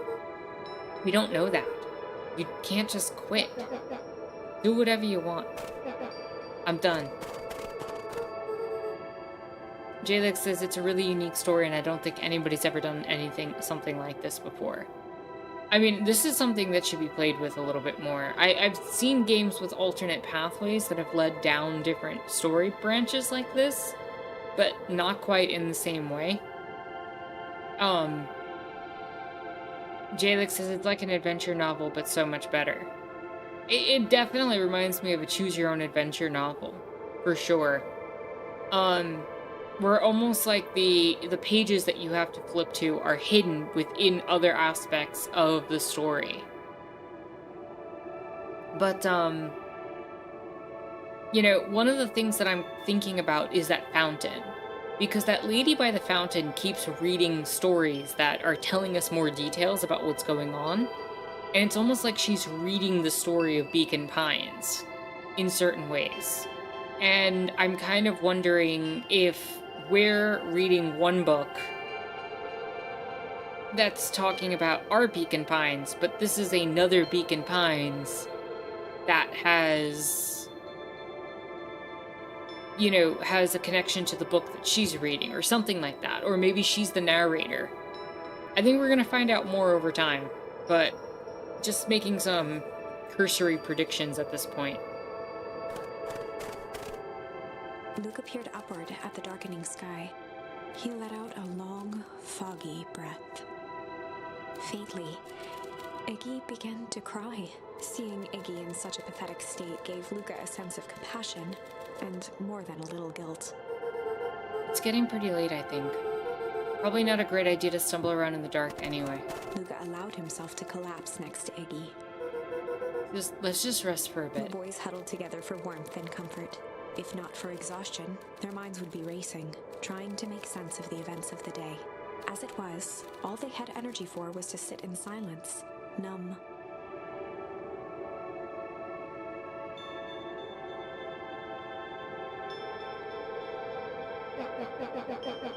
The way the snow covered everything over, it's kind of calming. Yeah. I haven't had the time to say it, but thanks. Huh? For getting us away from those creeps. I sort of froze up back there. Iggy, I should be the one apologizing. This all happened because I lost my temper. Nah, that's bull hockey. First of all, you didn't know what that gun could do. You didn't, right? Of course not. And second, stop with this baloney about losing your temper. But I did lose my Iggy temper. motioned sarcastically to his half-deformed face. Obviously. But that's exactly what you should have done. Huh? I was being a horse's ass. You were supposed to be a horse's ass in response. That's how it works. Iggy, I'm having a hard time following. You wanted me to fight you? Of course. Geez, you goody-goody types take forever to understand the very basic point. Why would you go around saying cruel things trying to get into Iggy fights? shrugged. It's something to do. You're an asshole because you're bored? Sometimes I just feel empty. You wouldn't understand. You and Rollo are always having a blast together, laughing and calling that dinky little treehouse mission control. Iggy now wept openly. Perfect little Luca Van Horn. With his perfect little life. My life's not perfect. Everybody in town likes you. Not everybody. Hell, that new girl hasn't even unpacked yet, and she already likes you. You have He Tish. wiped his nose with a sleeve. I love Tish. Tish is great. But she ain't exactly the world's greatest conversationalist, you know? Luca gave a warm chuckle. I get that Iggy impression. cleared his throat as he wiped his eyes. It must be raining out here. Definitely. Iggy arched into a wide yawn. We should probably try to get some... Hey, you're gonna sleep in the snow outside? What are you doing, kids? Yeah. Let's lay low for now. Tomorrow we'll get to the bottom Luca's of all eyelids this. began to slowly drift shut. Luca? Yeah? I always did want to see the inside of your dinky little treehouse. What do you think? Not bad. I'll give you a full tour when we get back. Jalek says they got fur and clothes. It's fine. No, it's not fine. This is how somebody gets hypothermia. This is how somebody dies. They should go into the buildings. You know what? That's all Luca could whisper before succumbing to sleep. Iggy snuggled in some more. When it comes to the worst days of my entire life, this one wasn't half bad. The house smelled of warm bread.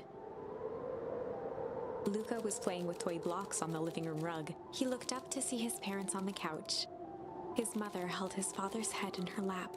She idly stroked his hair while humming a song. A voice behind Luca spoke. "This is how you remember them, huh?" Luca turned to see his own face. The doppelganger from his dreams, still clad in a yellow hazmat suit, still carrying a look of disdain behind empty eyes. Aww, look at this perfectly cozy scene. You know, it wasn't really like this. The figure picked up a toy block and inspected it. It's amazing the facades that one can build given the right materials. Not that I blame us. These are a child's memories, all warm and fuzzy. You don't remember, do you? Luca snatched the block from the figure's yellow-gloved hand. Remember what? The doppelganger pointed to the couch. The last day we saw him alive. The day he chose to abandon us. Luca turned to look at his father, still lounging on the couch. That's not true. He didn't abandon us. The doppelganger waved his hand dismissively. Everything is true here. It's just a matter of what we choose to see. Well, let me show you. The world flickered and pulsed. Luca was sitting next to his bed, listening to his heartbeat with one of his dad's stethoscopes. The doppelganger limped into the room. Now, we both know that's not how this went. He grabbed Luca's hand and guided the stethoscope to the floor. Luca heard muffled shouting, brought close by the stethoscope. It was his parents, fighting. Do you remember what we did next? Luca gave a slow nod and crept down the hall to peek through the banister. He could see the outline of his mother at the bottom of the stairs. Damn it, Walt. We can't afford to get involved in this. She was scared. His father stepped forward. What am I supposed to do? Just watch? There's a sickness in this town, and we both know who's behind it. I swore an oath to help people. I won't turn my back on them. Luca's mother grabbed Walt. She was crying, pleading. I can't lose. Walt calmly removed Eleanor's hand from his shoulder. What's right is right, and what's wrong is wrong. I could never live with myself if I let Sharper get away with this. Eleanor raised her voice. Spare me your bullshit platitudes. What about our son? Luca flinched, dropping the stethoscope down the stairs. Walt turned with a panicked smile. Luca, is that you, buddy? With tears in his eyes, Luca descended the stairs. Mom? Dad? What's going on? Walt dropped to a knee to meet Luca eye to eye. Nothing, buckaroo. Your mom and I just got a little overexcited is all. Luca placed the stethoscope against his father's chest. His heart was racing. It sounded like you were going somewhere? Walt gently removed the device from Luca's ears. Listen to me, Luca. I have some business to take care of. I'll be back in time to tuck you in. Luca hugged his father tightly. Promise? Walt stood up and walked to the door. He glanced over his shoulder. I promise. With a wink and a grin, he put on his hat and strode out into the evening sun. A figure approached soundlessly from the foggy snowfall. It stood above them, lingering in contemplation. Slowly raising one hand above Iggy, it snapped out 2 brisk raps on his head. From a deep slumber, Iggy sprang up defensively.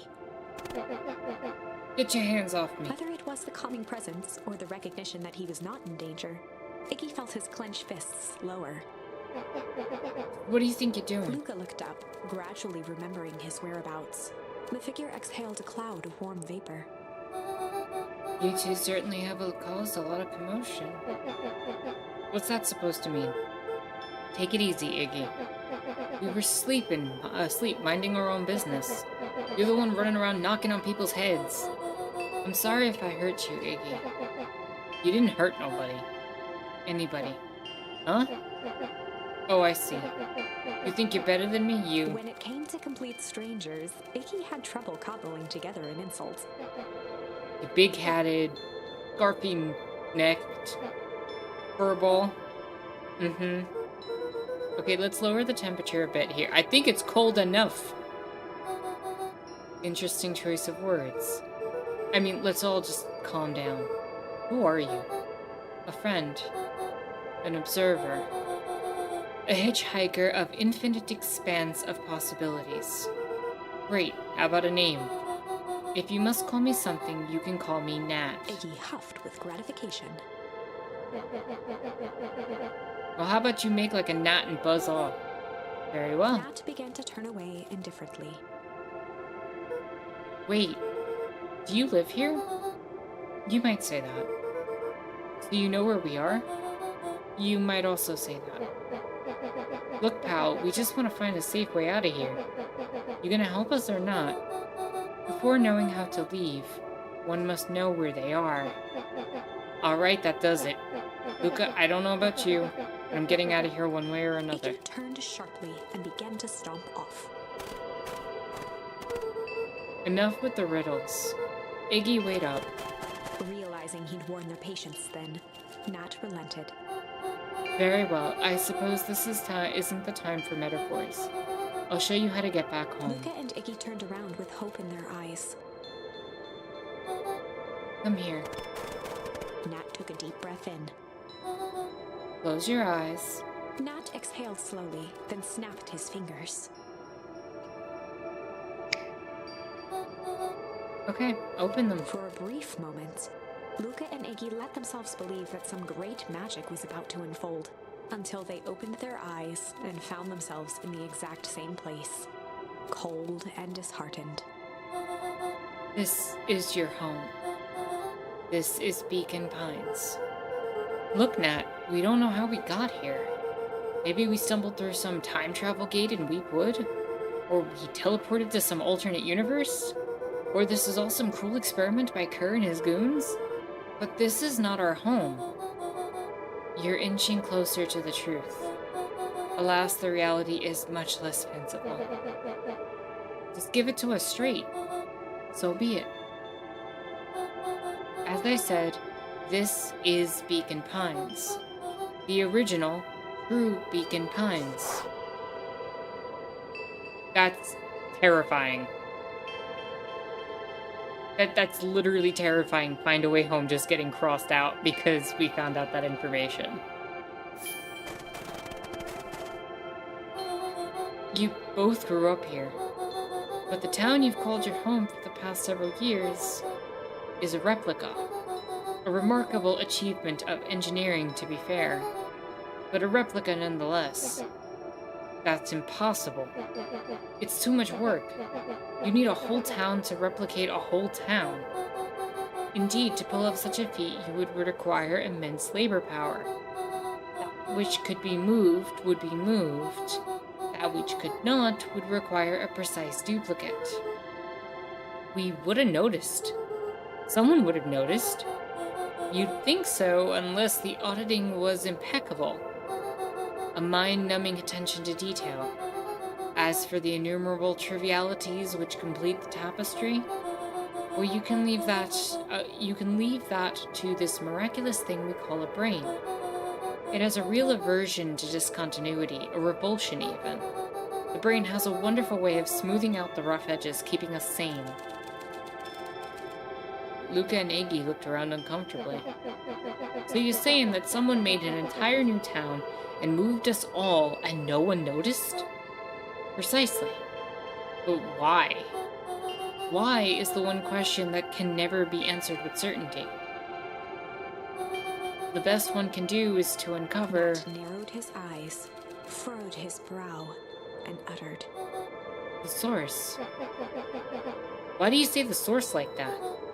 Why indeed. Luca began to laugh uncomfortably. It's all ridiculous. There's no way they He could. looked down at his feet. His eyes started back and forth in contemplation. With a sudden pain, a thought struck him. If this is really his home... He sprinted off into the pale distance. As Iggy turned to follow, Nat called out, Iggy, it's not too late to turn back. Simply head west through Weep Woods.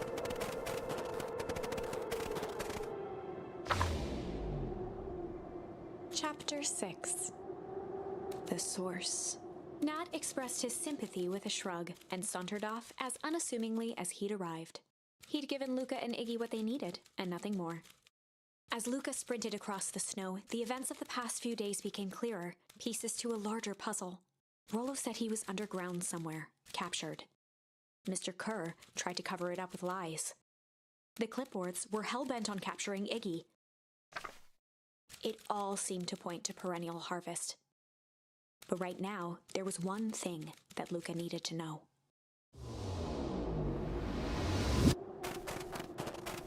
Luca stopped dead in his tracks. The tree was gone, uprooted and moved, leaving a raw gash in the earth. He dropped to his knees and dug wildly at the cold snow. His numb hands hit something hard. A headstone. A dry whisper escaped Luca's lips. You're here. All this time I thought I was visiting you, but you've been here, alone in the snow. Dad, I'm so sorry. They ruined your favorite spot in the world. Our favorite spot in the world. Dad, what do I do? There was no reply. Just snow-covered silence. Why'd you give me the slip like that? What if I couldn't find you, you jerk? Iggy finally noticed the tears welling in Luca's eyes and the snow-covered grave. Oh. Iggy, they stole his tree, Iggy. Yikes. Suddenly, they heard the crunch of approaching footsteps in the snow. We gotta hide. 259 Kelvin. Fall off distance still good. Dude, did you hear me? I said 259. Sorry. You ever think about what we did here? We saved a whole town of people. Doesn't feel like it sometimes. What about everything we left behind? That's the grave of someone with a family. The people who love them will never know the truth. Truth is He overrated. bent down to scoop up a snowball and lobbed it playfully. Hey, don't be such a downer, dude. We took this job to change the world. Yeah, come on. It's almost lunchtime. Weirdo.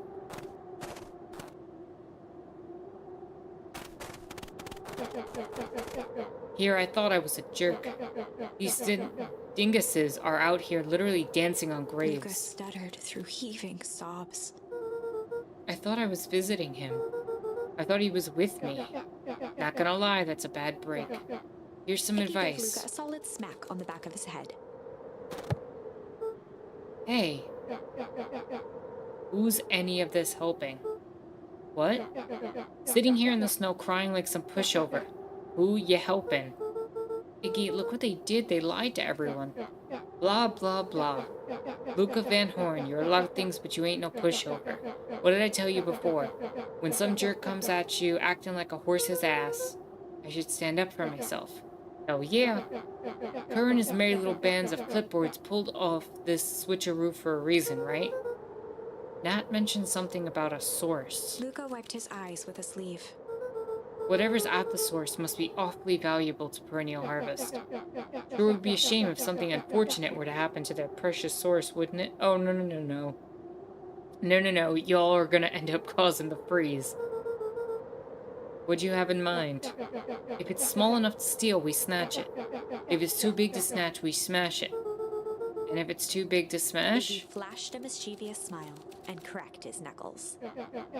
I'm always up for a challenge.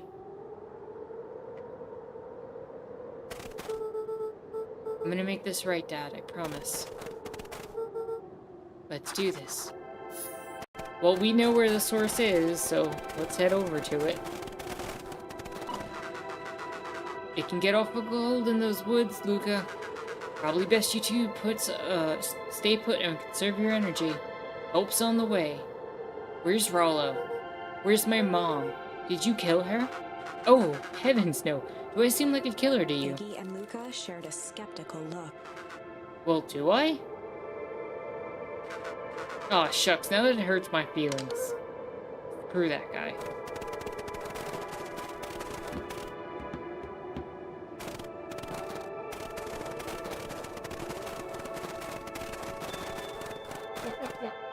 Wait a minute. If this is the original town, then that means... Iggy darted behind a large pine and began digging furiously. He emerged holding a shoebox with a crude skull painted on its lid. What's that? Long story. So a few years back, I came into possession of some premium grade fireworks. Not the wimpy firecracker stuff they give kids. The good stuff. So why did you bury it under a tree? That's the long part of the story. You and Rolo were doing chores at Rolo's chicken coop, and you guys pissed me off for some reason or another. Luca rolled his eyes with realization. No, you didn't. Iggy stifled a chuckle. Yep. I just wanted to give you guys a little scare. But like I said, these were some primo fireworks. So I might have underestimated things. You blew up the chicken coop. I prefer to think of it as incendiary redecoration. Sorry, but you should have seen the looks on your faces. Rolo got grounded for months, which is why I needed to stash the evidence and lay low. So I buried him under that tree. But when I came back for him later, they were gone. I figured some grown-up found him and tossed him. Iggy triumphantly raised the shoebox. Turns out it wasn't the fireworks that got moved. It was us. Unbelievable. How do you move a whole town's worth of people without them even noticing? Like, do you think this is the game? I mean, for me it is. For us watching this, it is. That's funny.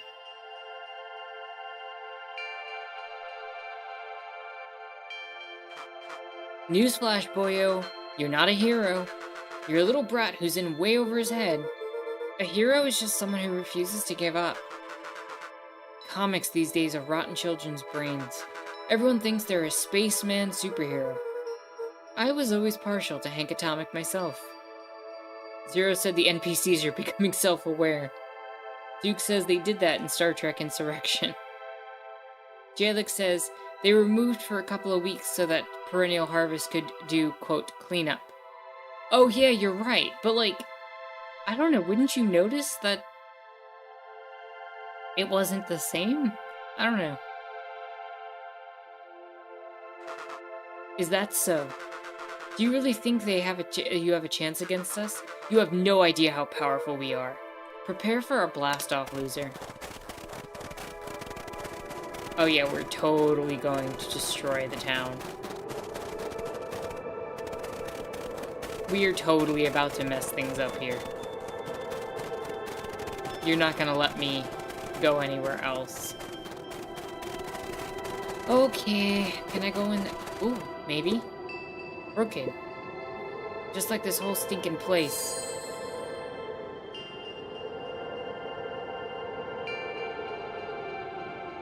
Jalek says, like Nat said, small imperfections are easier to explain away by someone saying, oh, the wind did it, or even, oh, someone was in here, rather than, oh, they moved the whole town. Yeah, I mean, but somebody would have noticed. There are people who notice those type of things, where it just... there's enough inconsistencies that it would bother somebody. Like, that kind of thing would bother me.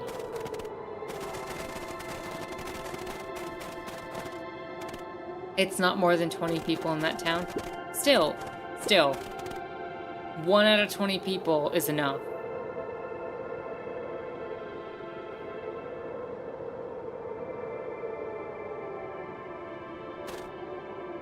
Luca and Iggy inched up to the edge of the hole with bewilderment in their eyes. Arctic air breathed out of the cavern in heaving gusts. Echo! Echo! Echo! Echo! Whoa! I can see why they wanted us to move us. Why they wanted to move us all out of town now. But why would they dig a giant hole? Duke says garden soil suddenly change would get noticed by a bunch of people, maybe. That's what I'm saying, right? Like, but then again, Perennial Harvest was meant to actually change the soil to help fix the town up. So, but like, I feel like there's enough little details that somebody would have noticed something. Like, the path in the woods would be different.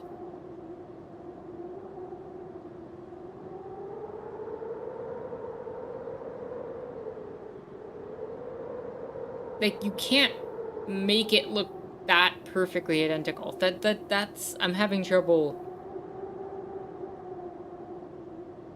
Jalek says, but who would jump to the conclusion that they moved the town? That would be crazy. Clearly not. And also, we live in a reality where conspiracy theorists, like, make weird claims anyway. Like, I don't know. The idea that they moved a whole town is not that absurd. But who dares light the black flame candle?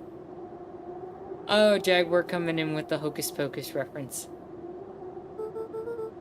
I think this is it.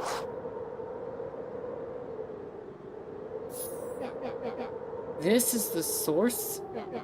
It's a dang hole. How do we smash a hole? Oh, it's much more than that, my annoying little friend. Jalek says yes, so they wouldn't be taken seriously even if they did the moon logic jumps to that conclusion. One, it's not a moon logic jump, clearly. Two, you can just go over to the town. They clearly can just walk over to it. They were able to take a zip line from the treehouse to the other version of the town.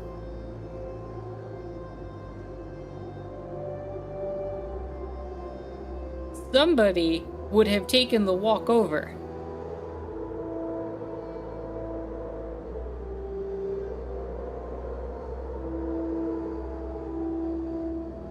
From the position of the people in town, it would be. I don't think so.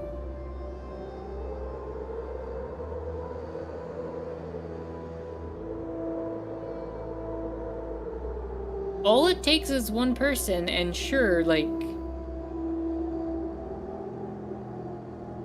The Jalek says the story said they were running through the woods for quite a while. They made it sound like they arrived off the zip line and it just kind of whirled into them. But I'm still not buying it. The further this... Here's the thing in my head, right? The further the original town is from the other town, the less likely I believe that nobody would notice. But the closer this town is to the other one, the more likely I feel like somebody would have stumbled into it. And so I'm having trouble suspending that disbelief, personally. That nobody would have noticed something. And I mean, to be fair, some people did notice something, because Gran noticed, and Gran's whole group clearly noticed something. Something was up. Like, and on top of that, you have missing persons, like the mom and dad.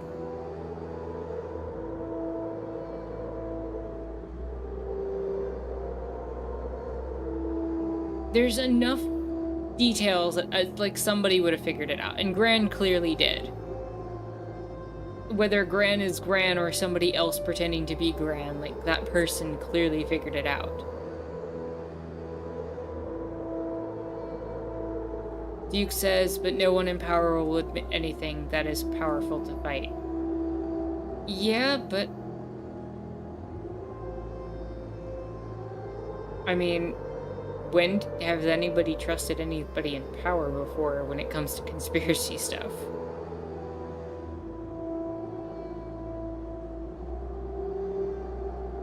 All I'm saying is somebody would have figured it out, and they did, clearly, because Gran did. So I'm having a lot of trouble suspending that disbelief. That's all I'm saying. I'm not saying I don't enjoy the story. Just that little bit of suspension of disbelief is very hard for me to accept. Kerr. Where's Rollo? I wasn't lying before. He's safe. Jalek says also Perennial Harvest was there to monitor. Yeah? But things leak. Information always comes out.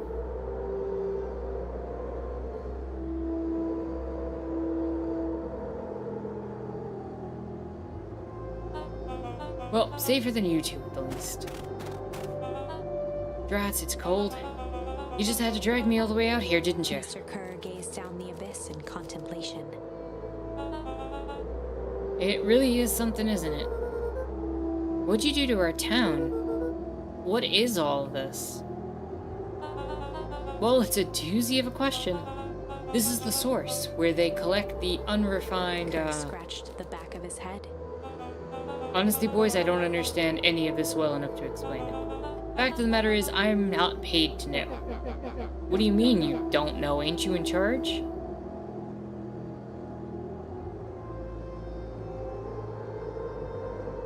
Jalek says, come on, Tara, it's not like this sort of conspiracy theory that would require thousands of people to comply and not know. It's 20 people. And that's why it's even more likely to me that they wouldn't, like, it's unbelievable. 20 people in a close-knit community living together, one would have spoken out about, like, hey, doesn't this seem weird? Doesn't this seem off to you? And Gran already clearly figured it out. At least one of those 20 people already figured out the problem. Enough that they want to blow up the source.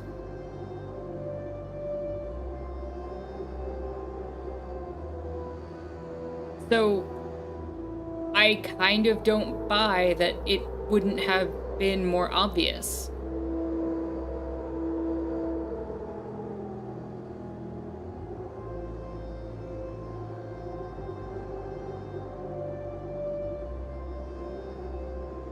I'd actually think it would be more likely that in a city with thousands of people, that it would be more likely to be able to be done. But in a small-knit community of 20 people,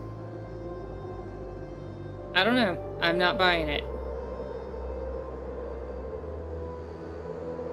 And it's just one moment of suspension of disbelief. Like, I'm fine with the rest of the story.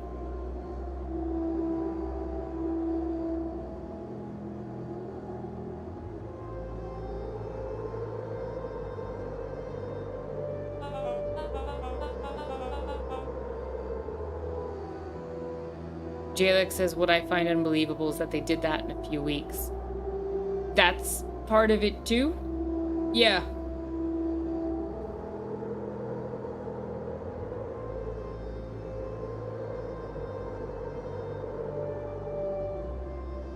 Hello and welcome, Gangle. Hope you're having a chill, lovely Sunday. Glad you could join us. Gangle says, I knew the house I grew up in like the back of my hand. I know the trees, the roads that led to it, and on and on. That's the thing also, like, how do you match the pathways? How do you match the pathways through the forest? Like,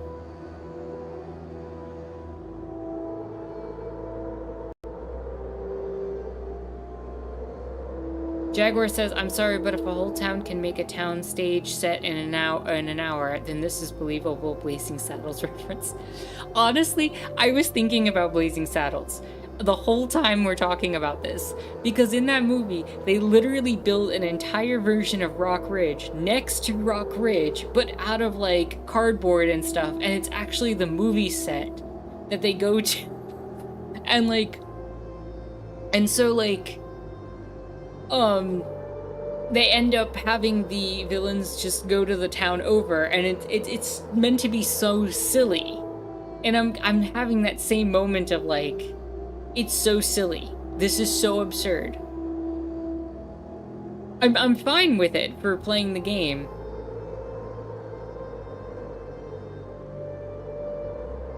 Jalek says, perfect replicas aren't possible, but if you get close enough, doubting your entire reality seems like insanity next to mundane explanations. For most people, I'm sure. For some people, sure. But there will always be a few people who will hold on to, no, I know. I know what I remember. I know what I saw. And somebody's gonna speak up about it. Especially in a small town. And when you get one person who speaks up, then the rest of the people are going to be like, actually, it is kind of odd. You know, I had that one moment. reality is relative to the human brain.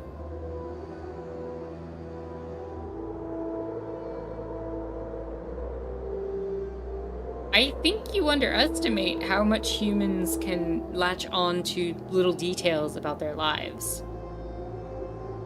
And the little things that they hold on to.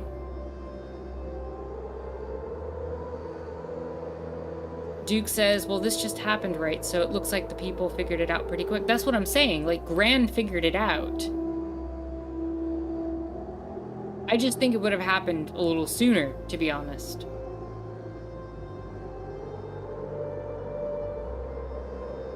Yeah, that's my issue, the fact that it's 4 years. That's where my suspension of disbelief comes in, like, where it fails, rather. I think it would have been more like a half a year that they would have figured it out. But it's fine. It's a story. Like, I don't have to have my suspension of disbelief, you know, satisfied for every single moment of every story for it to be enjoyable.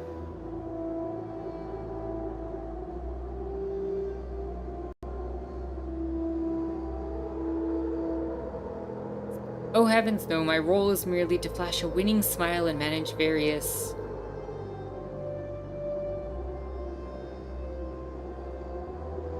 Jalek says it either get revealed in the first few weeks to months, or it doesn't get revealed for a long-ass time.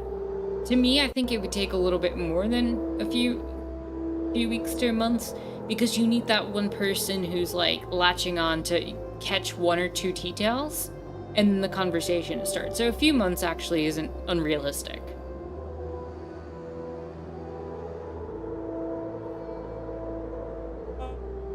Complications. Complications like us?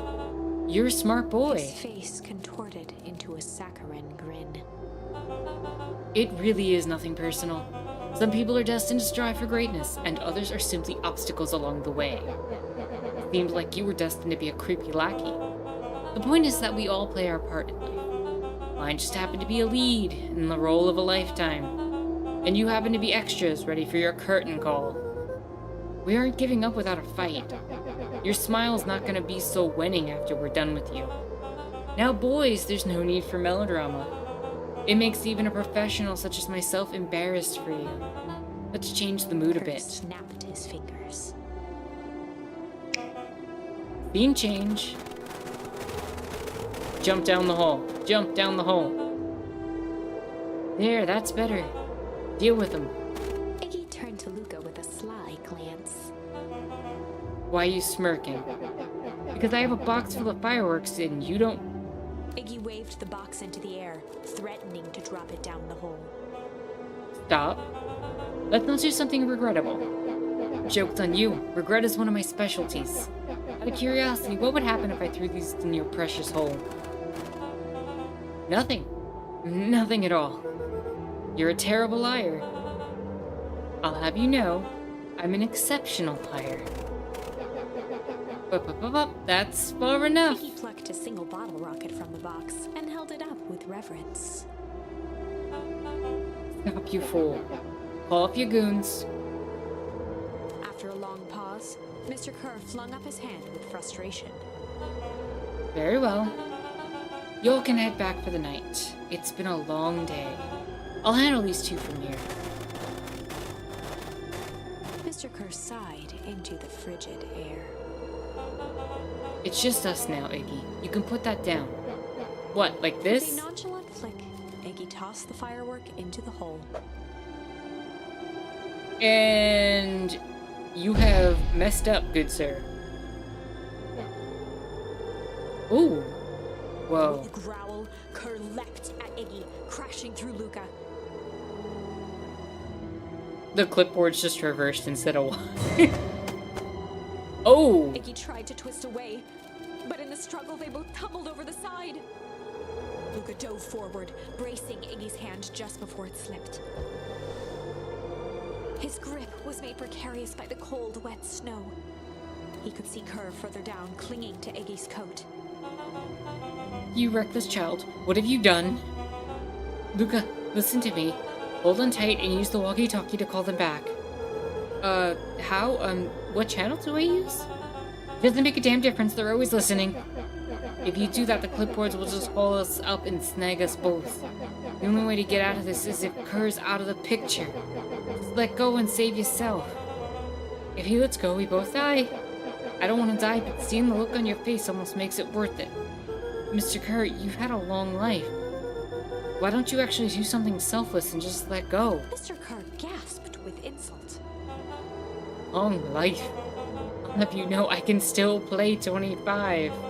You should have heard me sing the part of Phileas With a Young. wild look in his eye, Mr. Kerr began to hum a proud melody. Parum, dum, dum. Parumpity dum, dum. Wow, can you believe this guy? Luca's hand began to cramp. His voice began to crack. Her, just let go. No, can't do. If you want to save your friend, you'll have to save me too. Luca, look at me. It's okay. Luca felt Iggy loosen his grasp. You weren't gonna kill your friend like that, are you? Every muscle in Luca's body burned. I'm not his friend. Yes, you are. Nah, I'm just a no-good bully. Like you, Kerr. Iggy, Luca no. felt his hand slipping. And I told you what you need to do with bullies. I can't. It's your only way out of this mess. Two birds with one stone. It makes sense for us to fall together. Wackadoos travel in packs. Calm settled over Iggy's face. Luca, let me do Iggy's this. voice was colder than the bitter air billowing from the chasm. Let me do the right thing for once.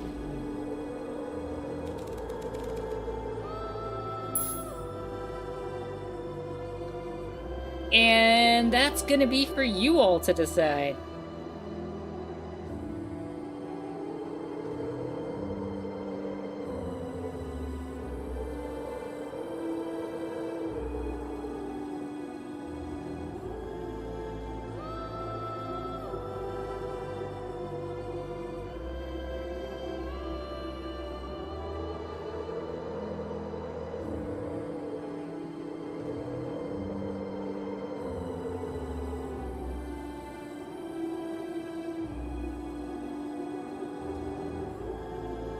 Starting the poll.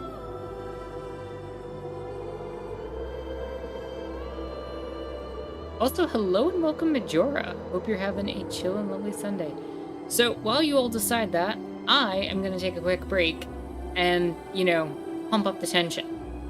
So, I'm actually just going to leave it on this screen instead of the away screen.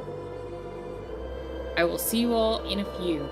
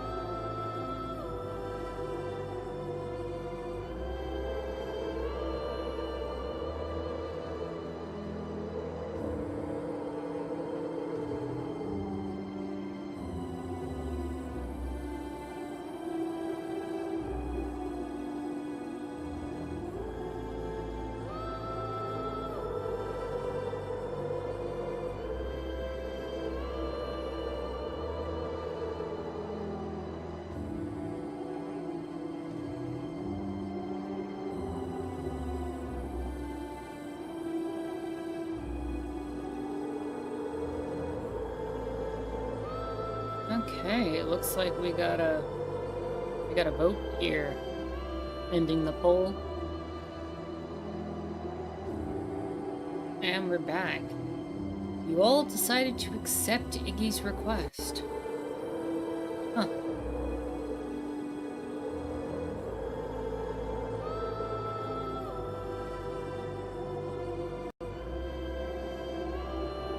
Majora says, "Hi Tara, it's been a while. As usual." Yeah, it has been a long while. But I'm glad you're able to make it. Jalix says, "I love how the music in this game is modular. Like every time something happens, another instrument or voice settles in." That's true, yeah. The way the music's been done is just glorious. Like, I love when games change the music based on either environmental or emotional factors. So this has been a nice aspect of this particular game. Like, there are some games where if you swim under the water, the instruments will change into instruments that make you sound like they're being played underwater. And it just ends up adding to the atmosphere of a game. And this has definitely been doing that on the emotional moments. So yeah, we're going to, based on your votes, accept Iggy's request. Luca had no choice but to accept Iggy's request. With a quiet blink, Luca watched a teardrop sail down into the howling void. It's probably not even that hard to do since digital music is made in parts anyways. I wouldn't know, because digital music is not an area I have any sort of expertise in. As his fingers slowly gave up, he met eyes with Iggy. Good.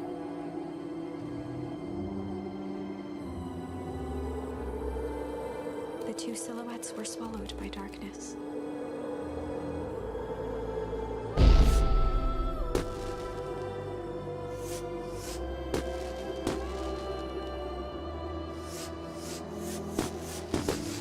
It's a good thing none of those went off inside the hole. I'll have a goodbye, Iggy.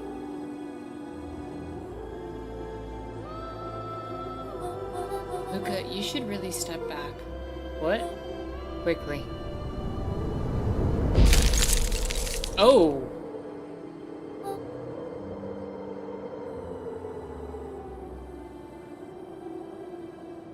Oh, wow.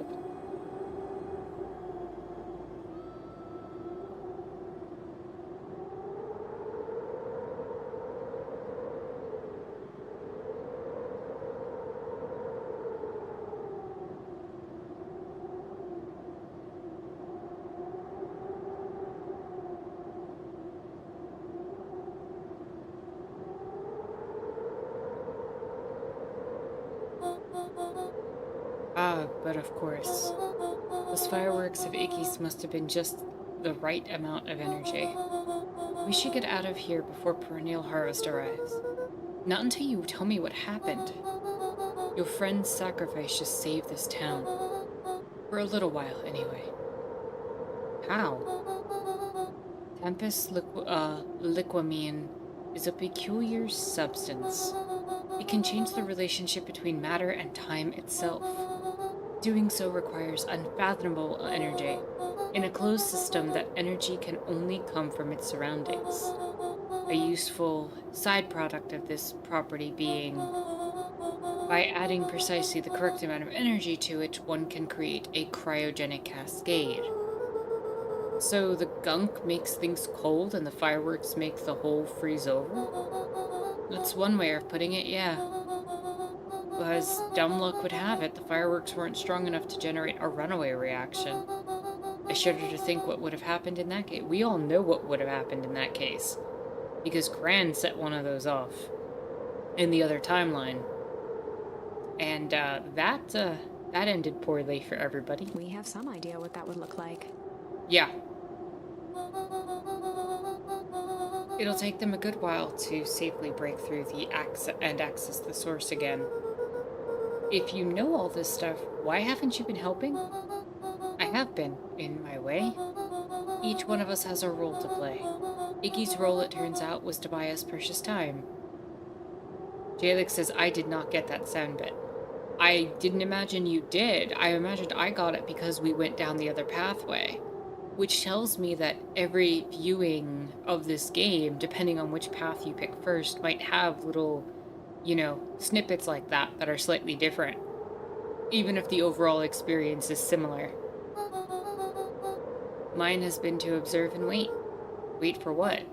You? Me? Why? What's my A role? fierce twinkle flashed in Nat's eyes. Luca Van Horn. You are going to save the world.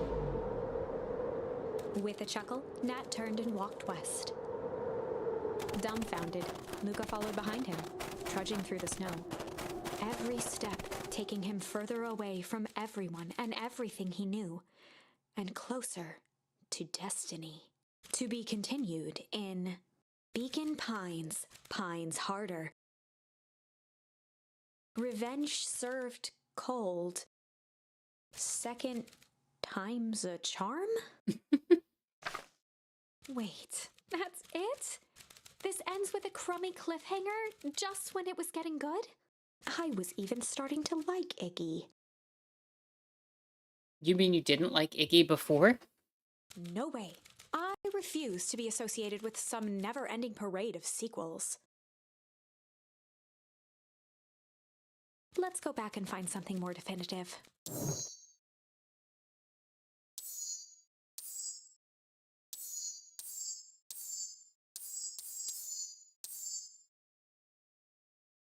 Oh, we have a new option here. They make fun of themselves and the entire industry. Let's do the refuse route here. Which I know is gonna end poorly, but let's just do it. Luca had no choice but to refuse Iggy's request. He tightened his grip and reached for the walkie-talkie in his pocket. A wild delight crept onto Mr. Kerr's face. That's a good lad. Now, radio for help. Iggy begged Luca with his eyes one last time, but Luca pressed the button and called out, We need help. Mr. Kerr is in danger. It wasn't long before they were once again surrounded by clipboard. Mr. Kerr sighed with relieved frustration. There you are. You really are a worthless lot, aren't you? Mirror, now. A clipboard dutifully produced an ornate ivory hand mirror, and Mr. Kerr began preening his tousled hair. Ah, that's better. Mr. Van Horn, I applaud your sharp thinking under duress. I'll put in a good word for you with the founder. Take them away. A swarm of hands overpowered Luca. The last thing he saw before a cloth bag was pulled over his head was the defeated look on Iggy's face. The end. I think this was one of those times where doing the right thing was the wrong thing. I figured. Just wanted to clear that path. Let's head back over here and see what happens if we hum instead of weep. Now we're in the back in the path where Gran was about to throw the fire into the hole. And in the stillness, he began to hum. After the death of his father, Luca had trouble sleeping. Each night, his mother would sit at the foot of his bed and hum a gentle melody.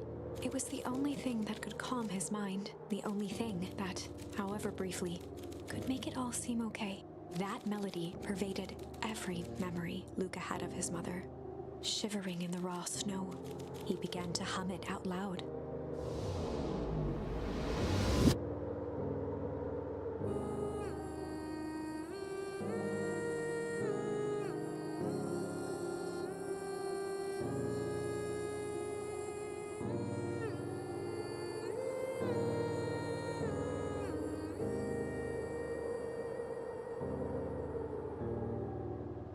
Gran lowered the torch, listening closely.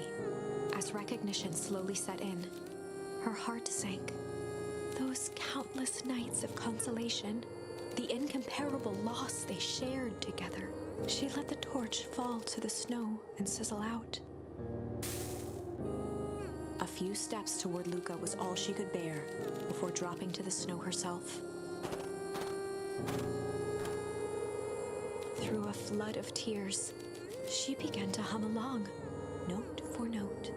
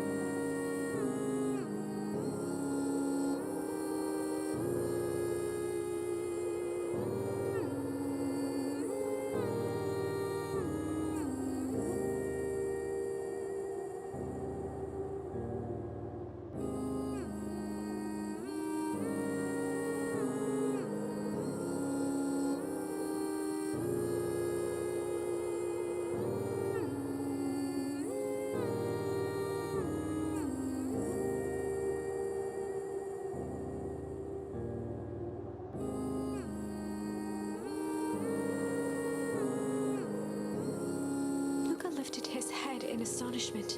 The last time he heard that melody was the last night he saw his mother. How do you know? I'm so sorry, my little buckaroo.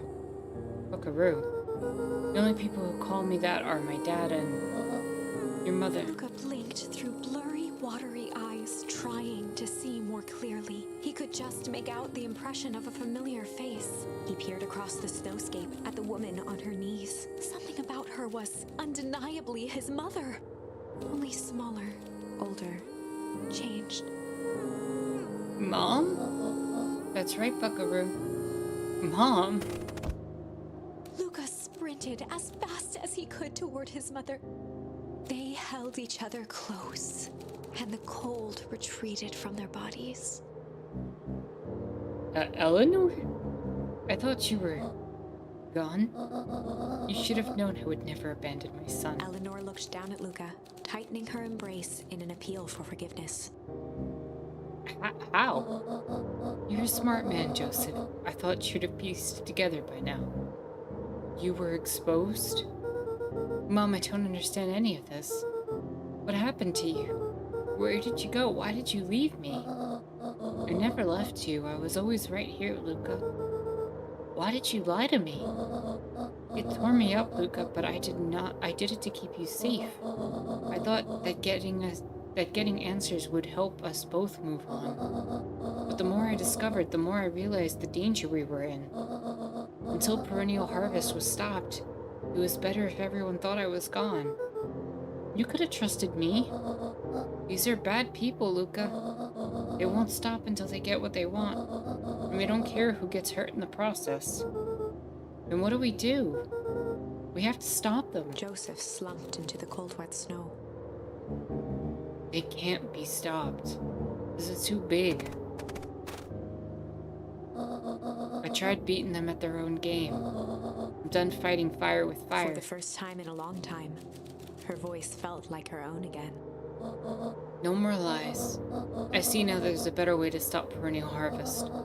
The cold, hard truth. Luca gazed down at Nuncreed with pity. He looked small. Joseph stared into the snow, as if searching it for answers. Come on, everyone. We've got a party to crash.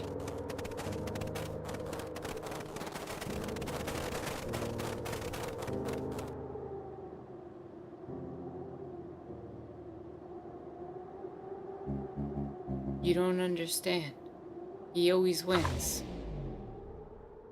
Chapter 9. The Devil You Know. 7 months ago, Eleanor Van Horn crept down the maze of sterile hallways under perennial harvest. She stopped in front of the large steel door marked Deep Engineering. No turning back now. She raised a trembling hand. The stolen keycard worked as promised, and the door buzzed open with mechanical efficiency. She was immediately hit with the smell of disinfectant. It was some sort of laboratory. In one corner was a desk covered in papers. Across the room stood a tall metal pod with hoses protruding from its base. She rushed to the desk and began shifting through the piles of papers. They were experiment reports on something called Tempus Liquamen. There were dozens of them, every one stamped failed. Eleanor heard the sharp echo of footsteps approaching. She was out of time. Her eyes scanned the room, eventually landing on the strange pod. Muttering a curse under her breath, she dashed over and dove inside.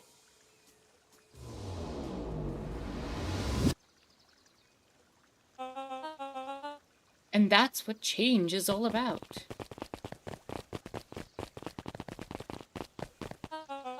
Grabbing the future by the scruff of the neck and making things happen.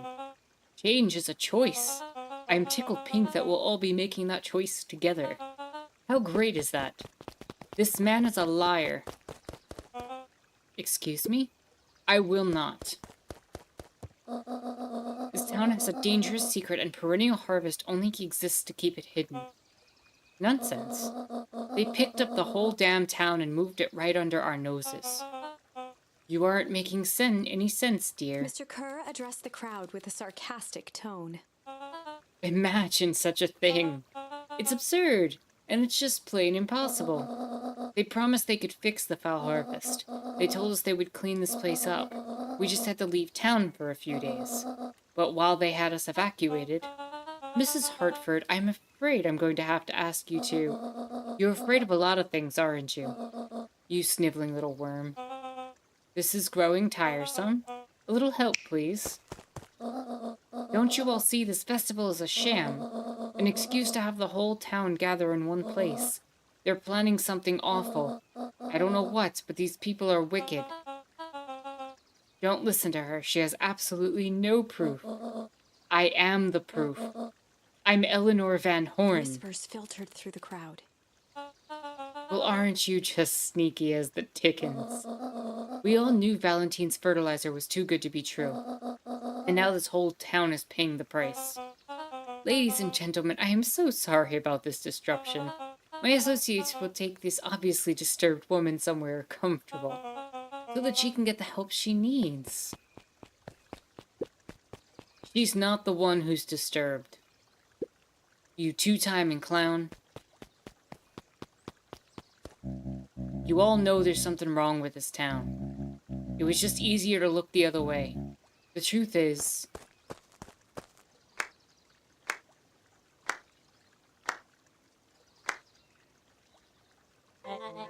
That's quite enough, Mr. Nuncreed. Torment dragged on Joseph Nuncreed's face.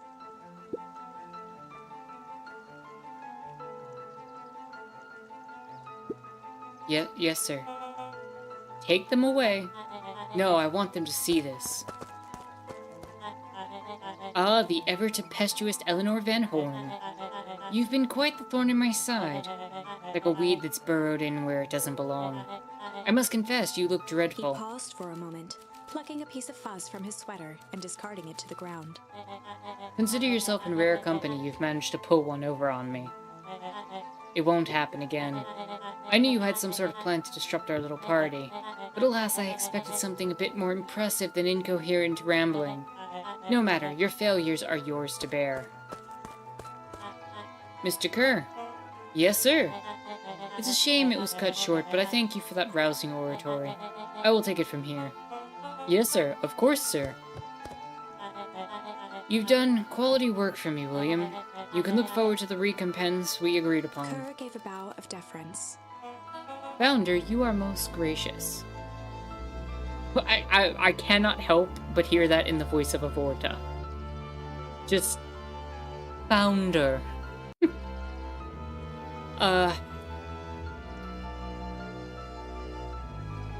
Gasps rippled through the crowd. Thankfully, we can dispense with the formalities from here on Solomon out. pulled a glass vial from his pocket. In one smooth motion, he downed its contents. A triumphant smile grew across Solomon's lips. You can all call me Sharper Valentine. His body and face began to contort. I was and waiting for that expand reveal. as he disappeared into a belching green mist.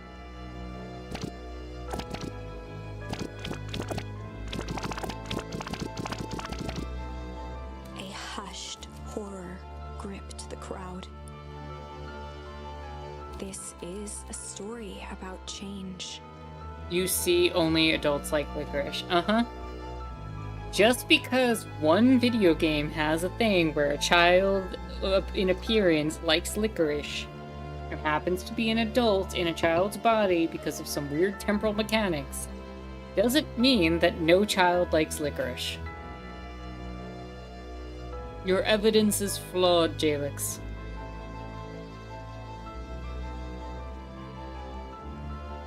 Jalix has a pretty ironclad argument, not gonna lie. Jalix's argument is completely flawed.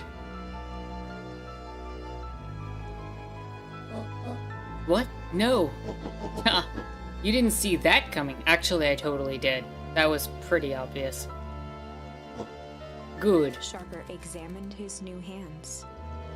Jalix says, but have you considered that the exception proves the rule? Checkmate?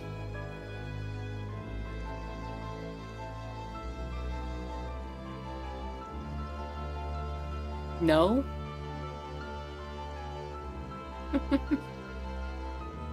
But have you considered that I was a child and liked licorice and therefore you're wrong? Sharper examined his new hands. Well, this is quite the improvement. Everything looks so much smaller now. Eleanor was right about one thing.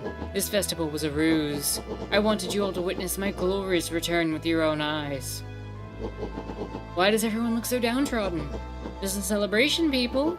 Maybe it would help if we set the mood. Mr. Kerr, be a dear and reveal the sign.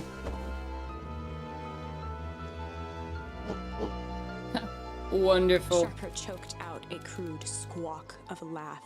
Frustrated grumbles sprinkled through the crowd. Sharper, you malicious bastard. I'm glad you're back so I can tell you to your face. You destroyed this town. We ain't gonna let you get away with it again. Sorry, this is not the time for audience participation. Some assistance, Mr. William Kerr. gave a subtle nod to the clipboards. You coward. Does anybody else have something to A contribute? helpless quiet settled over the crowd. Thought so. Did you all truly believe you could be free of me? A town of complete and utter fools. You people should be celebrating my return. You're clearly lost without me. And that leads me nicely to my children. Daddy? I gave you both the greatest gift a parent can give. The opportunity to prove yourselves in my absence. Squandered. To say I'm disappointed would be an understatement. But I... Silence, Augustus, an adult is speaking. Jaguar says, haha, fools all of you. We shall return one day when the moon is full and bright. Now William Kerr is back and all the town will pay. Hocus Pocus reference again. Yeah, that's funny. The Sanderson sisters will return. I don't know which is worse, a son who's completely hopeless, or a daughter with such potential who inevitably lets me down. Eris, you failed me with admirable consistency. Thankfully, I was counting on it this time. Father, I have been wasting time, my dear. What have you accomplished? I was focused on cementing our legacy. Legacy? Who needs legacy when you could just live forever? But what about... It's all right, kiddo. I'm afraid you suffer from a complete lack of imagination. There's just no helping it. Now then, where is Joseph? You didn't take the opportunity to slip off, did you? Ah, there he is. Everyone should give him a hand. None of this would have been possible without Joseph. I think you've said enough.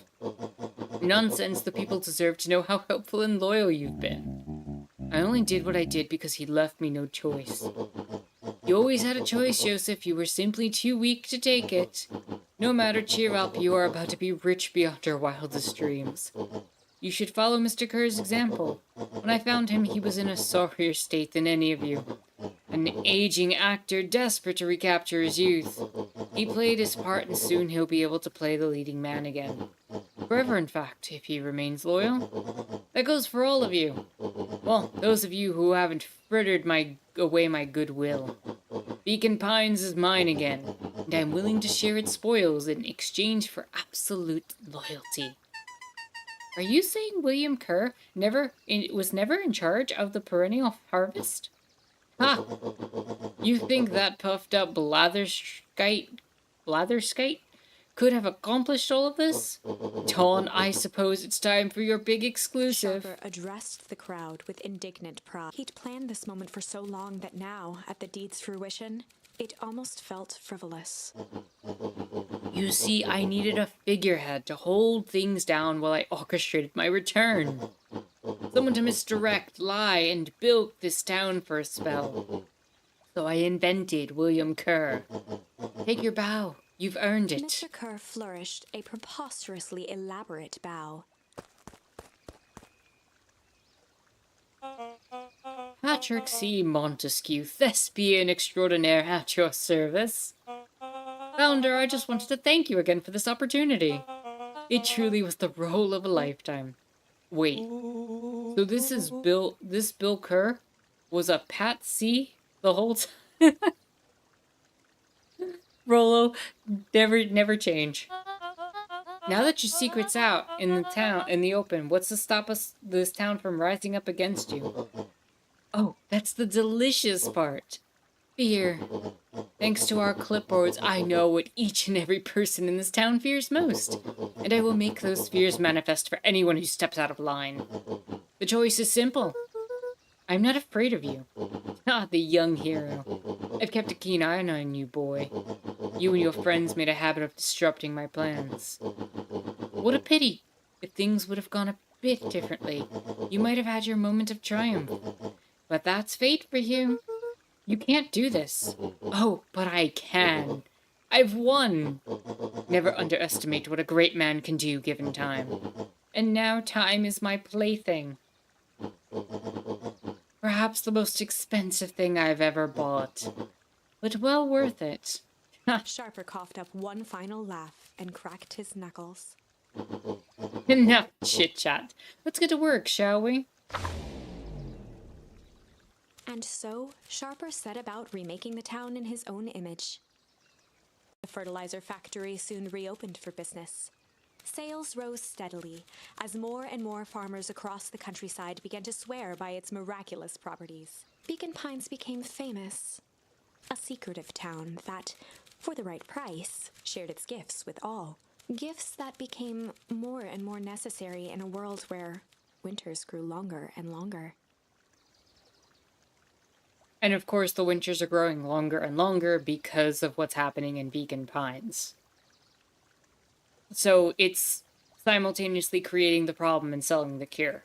Got it. The end. This is wrong, but things are becoming clearer now. You can feel it, right? We can't let Sharper win. He might just be the key to this whole thing. Let's see.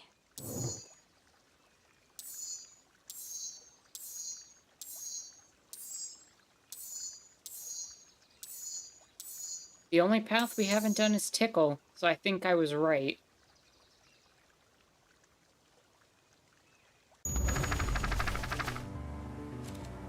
Jaguar says, I also decided to get some tea during the stream. Thanks, Tara. What type of tea did you happen to get?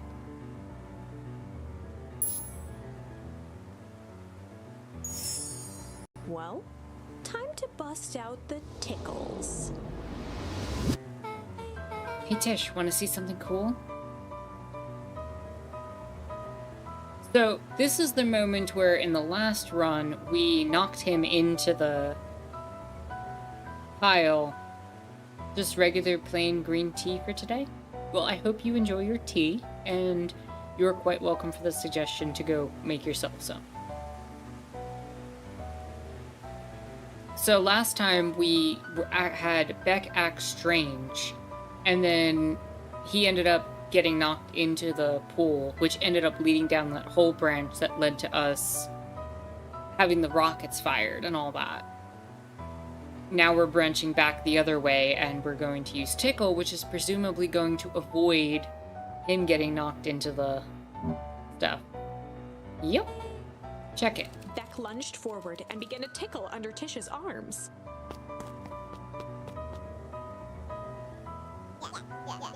What the? Tish, is she tickling you? Yep.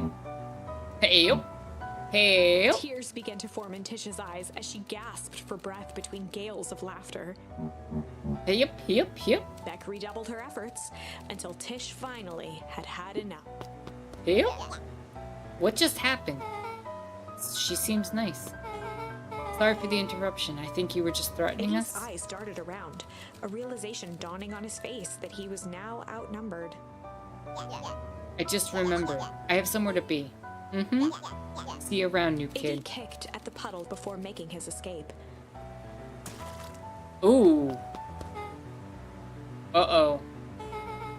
What a little creep. Beck, I think you got a little ooze in your Beck hair. shook the ooze out of her hair as best as she could. Is it that? Oh, wow, it just turned her hair white.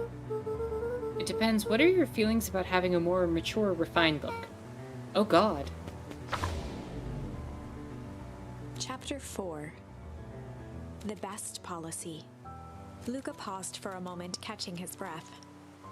He'd only just met Beck, and somehow he already managed to drag her into this mess. Hopefully he could make it up to her. But finding Rollo was his primary concern.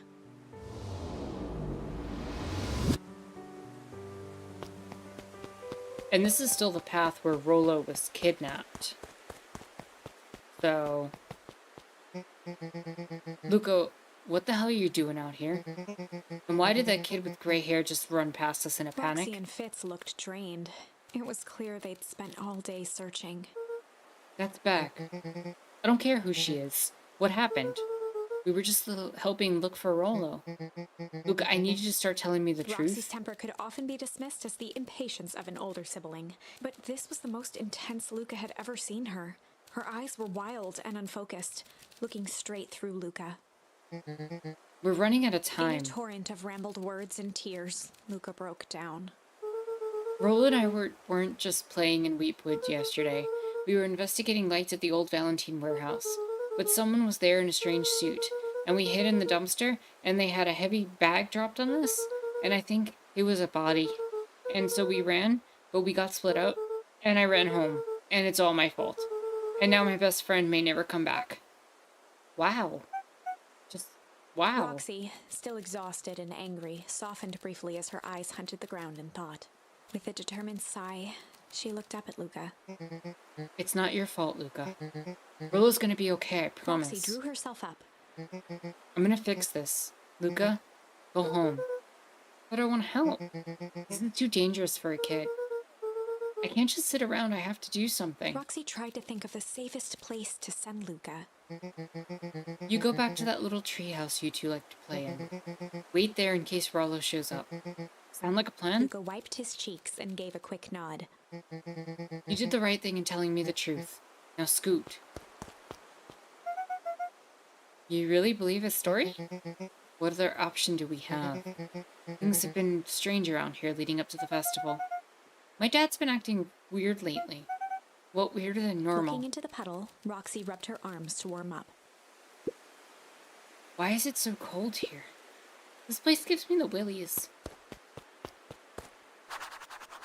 Wait at the treehouse in case Rollo shows up.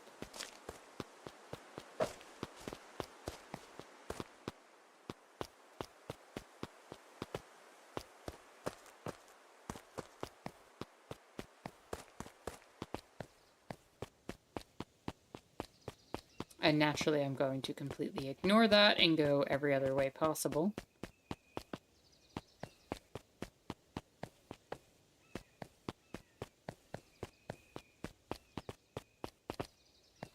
Do. Trying every path I can. Mr. Nuncreed jumped with a start. Whoa, don't sneak up on an old fella like that. Sorry. Who were you talking to? What? Luca motioned to the phone booth. Oh, no. I was just checking because I thought I heard it ring. The damn thing never does, of course. Yeah, I've never seen anyone use it, really. Whole thing's a waste of money, if you ask me. Any word from Rollo yet? Not yet. Long time for a boy to lose his way. Rollo knows those woods too well to get lost. I suppose you're right. Silly boy's antics have this whole town worried sick. Antics? We all know Rollo likes to play his little pranks. You think this is a prank? Well, what other possible explanation could there be? He's not playing a prank and he didn't get lost. Someone took him, I know it. How would you know that? Unless... Luca, is there something else that you know? Mr. Nuncreed gently placed one of his substantial hands on Luca's shoulder. Dang it, boy, if there's something you know, something that could help your friend, you need to tell folks. Luca peered up at Mr. Nuncreed. Kind eyes warmed a stern face. There was a deeper emotion hiding beneath it all. It was subtle, but Luca could sense something eating away at him.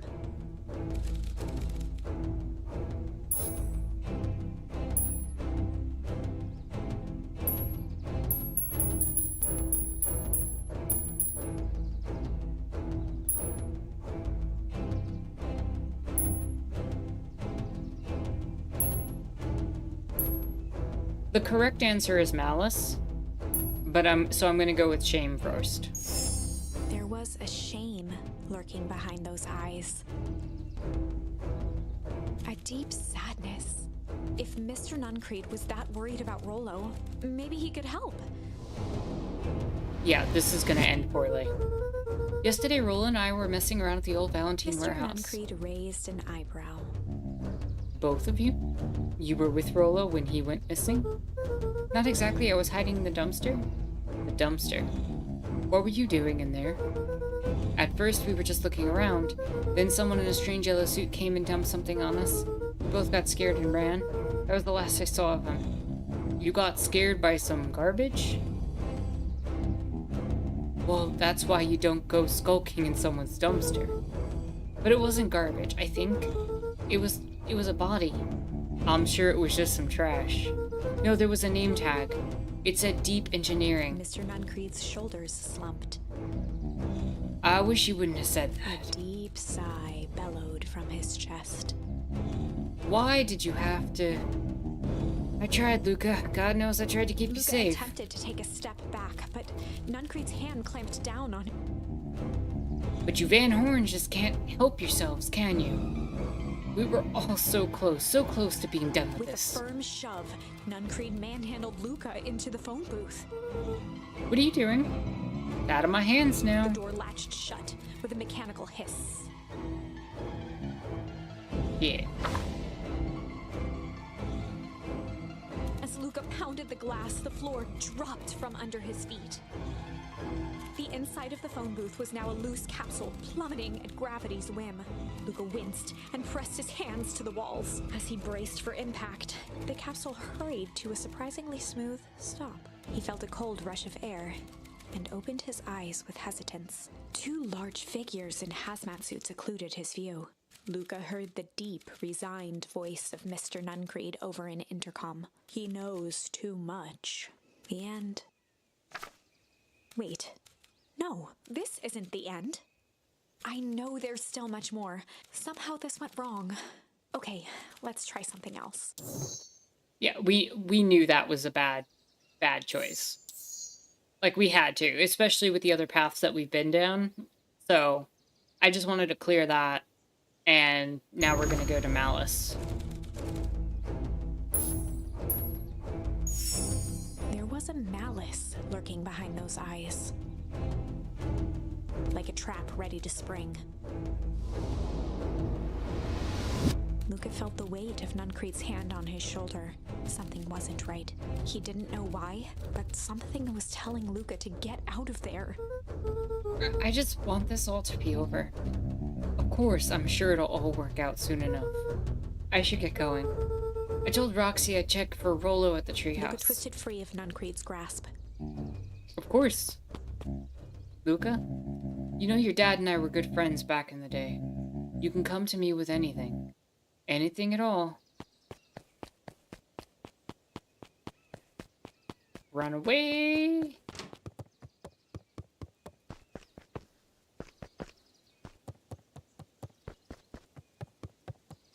Okay, I can't talk to anybody or check the books here.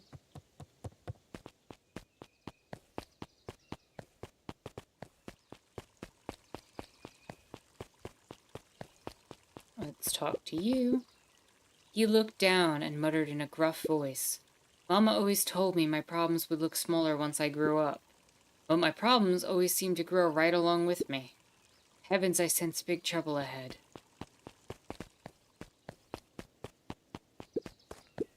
Hey Griffin, has Rollo been by? Haven't seen him all day. I'm sure he'll show up safe and sound. And when he does, tell him there's a strawberry chocolate double scoop waiting for him, on the house. He'll like that.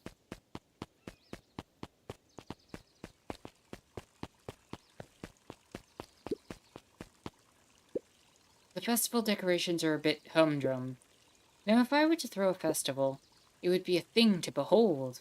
I agree, this is all more than a little sad. It's worse than sad. It's boring. What if we did a little something to spice things up?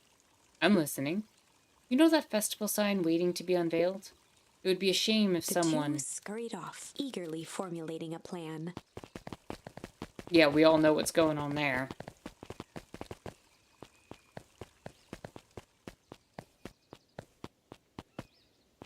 Okay, can't talk to you. Can't go in the diner. Let's check up by the coffee shop. Won't let me talk to you or go inside.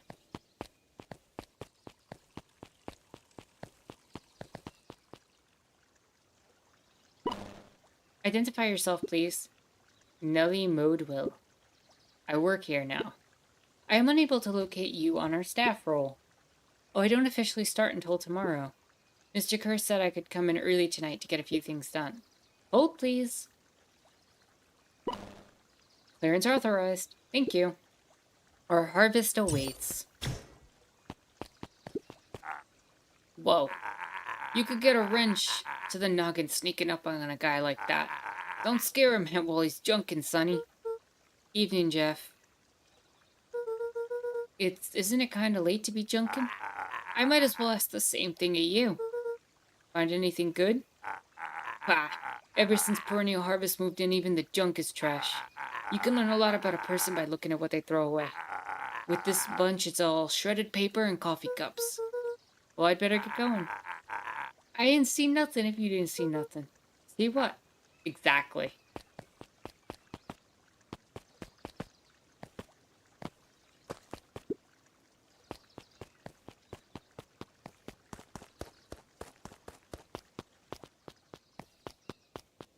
Let's check back at the house.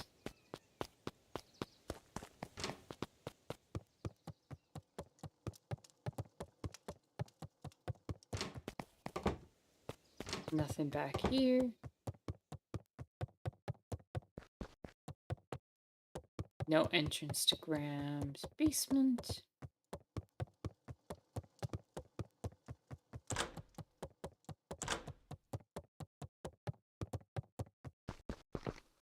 Nothing at home. Luca glanced at the now silent walkie-talkie. He wasn't sure what to think. He wasn't sure. Okay, I wasn't sure if the walkie-talkie would have done anything, but...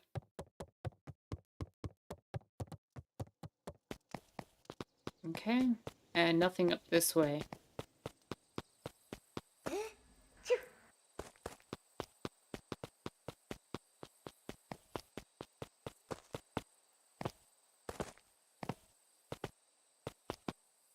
I think moving that tree is the most unbelievable part.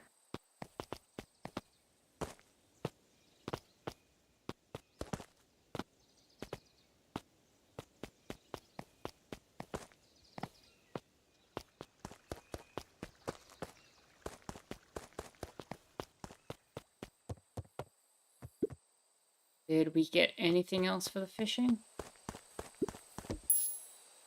Crooked. There we go. Luca tied a bent nail onto the line. If all you have is a hammer...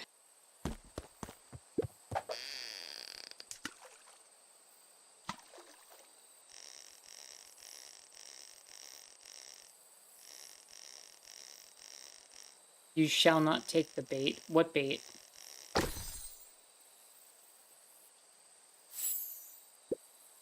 It's a photo of you and Uncle Joseph. Let me see that.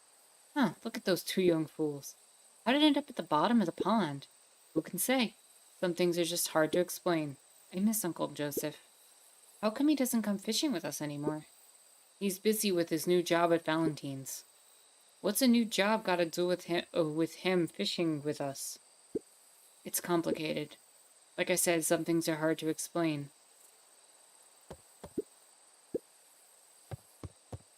Also, it looks like there's another one because I still haven't popped the achievement. Luca tied. If all.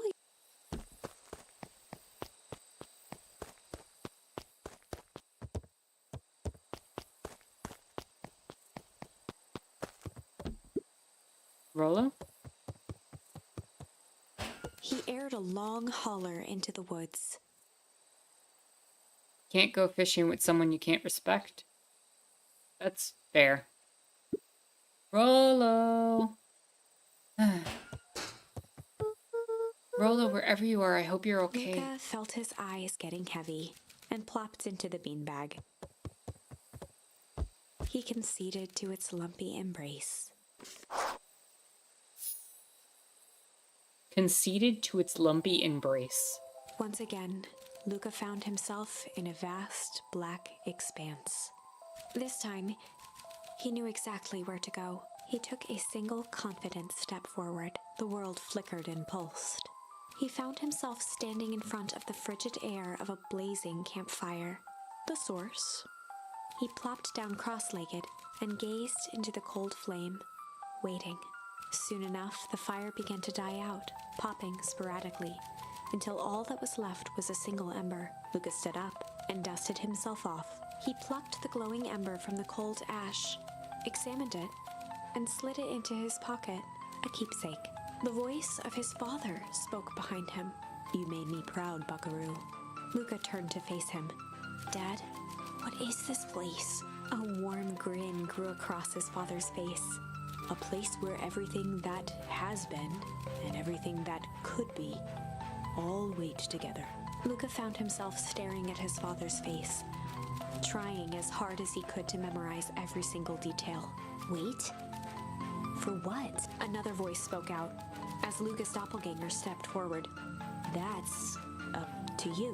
Without knowing why, Luca began to weep. Is any of this real? Are you real?" Luca's father bent down to smudge away a tear. "Of course. I'm as real as the part of you that misses me." Luca turned to look at the older version of himself. "And you?" The doppelganger choked back tears. "I'm as real as the part of you that's angry he's gone." Does that make sense? Through his tears, Luca laughed. "I think so." His father pulled him in for an embrace. "Time to go, Buckaroo." Luca was startled from his dream by a banging on the floor. Are you in there? A commanding voice rumbled from below. Just as Luca sprang to lock the entry hatch, the door knocked open.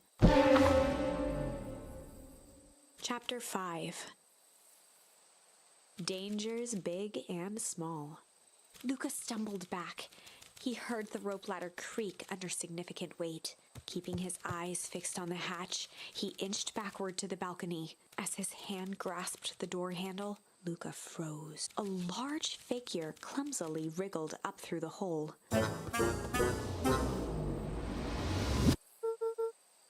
Stop right. Oh my god, Rollo's an adult.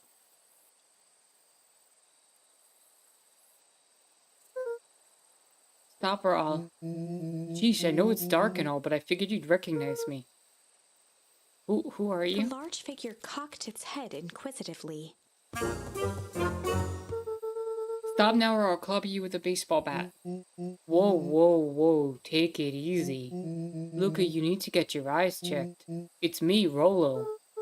Nice try, but I know you aren't Rollo. You're like one of his random uncles or something. Where is he? Haha, uncle. Luca, quit messing around. It's me. If it's really you, prove it. Flaming chicken coo, Luca. Luca's jaw dropped. He peered more closely at the man standing in front of him. Something about him was undeniably Rollo, only bigger, older, changed. How? What happened to you? When I was running away, I ran into more people in those yellow suits. They grabbed me and dragged me away. Wait, where did they take you? Don't know. They threw a bag over my head. I was cold and smelled like a swimming pool. It was cold and smelled like a swimming pool. I think it was an underground lab or something. They made my hands all big. Look. Rollo proudly presented his hands to Luca. Pretty sweet, right? I mean, it wouldn't be my first pick for a superpower, but beggars can't be choosers. Rollo, it wasn't just your hands. My feet, too? Dang, Pa just made me new shoes. Wait, Luca, why are you so small? Luca moved to the side and pointed Rollo to his reflection in the balcony window. What the? His hands shot up to his face. So I have a question. When this stuff has hit Rollo and when it hit Beck, it ended up aging them, and clearly we know that it did the same thing for the mom. What happened with the bully that made him kind of look like he mutated instead of growing older?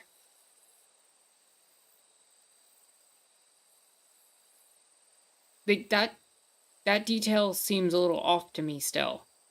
Because it didn't look like he grew older. It looked like he actually mutated, or like parts of his flesh kind of started bulging and stuff. Was it because he got splashed in it? The stuff that was in the puddle isn't the same as the stuff that was used on Eleanor and Rollo. But it had the same effect on Beck, where it aged Beck's hair.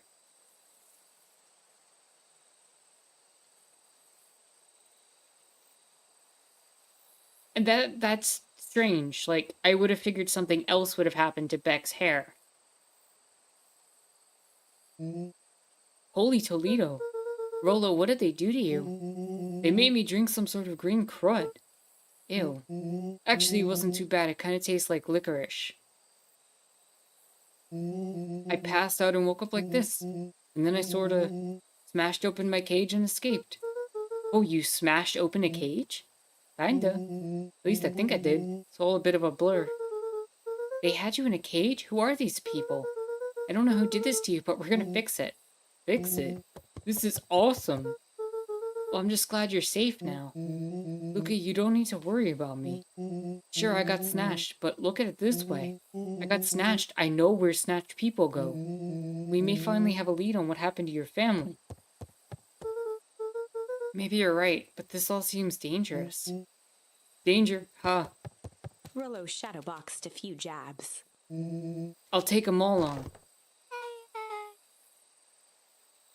Hey, fellas, what's up? With a yelp, Rollo dove behind Luca. Yeah, take cover. Did I come at a bad time? Well, who the heck are you? This is Beck. Sorry, something truly bizarre just happened and I need help. I didn't know where else to go. So you're just hanging out here with your large adult friend? No, this is my buddy Rollo. This is your missing friend? One and the same. He seems a little old. I'll have you know this is a recent development. What the heck does that mean? Oh, I'm sorry, you're the one who just showed up out of nowhere. So we'll be asking the questions here. That's fair. How'd you find us? Your silly little treehouse? I think you mean our silly little mission control. I hate to break it to you, but your secret path isn't so secret. And I could hear your racket from a mile away. See, Luca, this is why we need to improve security around here. Not now, Rollo. Beck, you said something bizarre happened? Yeah, but... She shot a nervous glance at Rollo. Anything you can say around me, you can say around Rollo. This has been a weird day all around, hasn't it? Yep. Beck's eyes narrowed. Okay, so it all started when I made it back home. First order of business, I tried to salvage my hair. So I dyed it with some stuff from the chemistry set my mom gave me. Okay, just need to play it cool. Hope no one notices. Notices what? Oh, nothing, I was just... Come over here and let me have a look. Jaguar says, Rolo's even floofier grown up. It's so bad, but Rolo looks very petable and I want to pet Rolo. He does look like a floofer. Oh, honey, what in the world did you do to your hair? I just kind of felt like a change. This is gonna take forever to grow out. You were the one that said change was a good thing, right? I was talking about your mother's new job. I was talking about us moving. Well, I guess I took your lesson to heart. Ilona tried to put on a smile. Before I forget, I came up here to tell you that Nellie had to go into work. Tonight? Her and Mr. Kerr decided it would be good for her to get some things done before tomorrow. That Kerr guy seems like a grade A creep. Beck. He is! Him and his weird cult of personality? You are not gonna ruin this job for Nellie. It means too much to her. Oh, I know exactly how much it means to her. It means enough to her to exile her daughter to this podunk town. This place sucks. The people are weird. You just don't know them yet. It's always cold. We're in the mountains. You'll get used to it. I can't even pick up a single decent station on the radio. It's all banjo music and farm reports. You know, I grew up in a town not that different from this one. Is that why you're better at talking to plants than people? Okay. So here's what we're gonna do. First of all, you're grounded. What? In the morning, I'll have Nellie come and see what we can do about fixing your hair. You need to look presentable for the festival.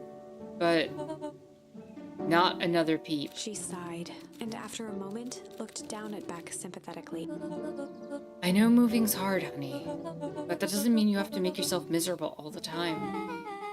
Other people seem to have that covered for me. Oh, and if you decide to rebel by dyeing your hair more, She flashed a sly grin and tousled Beck's hair. I'll just have to shave it off for you. Think of how rebellious you look then. Very funny. Thank you. Good night, sweetie. Good night, Mom. Wait. First of all, this town does not suck. Second, you need help because you got grounded? No. I'm sorry you got in trouble. It's my fault your hair got screwed up in the first place. Don't worry about it. I actually kind of like this look. Great, can we get back to the story now? The next part's the important bit. I have this radio I upgraded with my mom, and I was too angry to sleep. So I tried to dial in something worth listening to.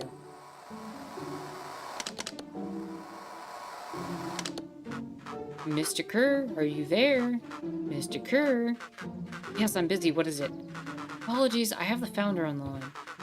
Patch him through immediately. One moment. Hello, sir. It's so nice to hear from you. Skip the pleasantries. What's your report on our new lead researcher of deep engineering? Nellie Modeville seems to be integrating nicely. At this very moment, she's working to help us meet our deadline. She offered to work overtime before I even had the chance to suggest it. Excellent.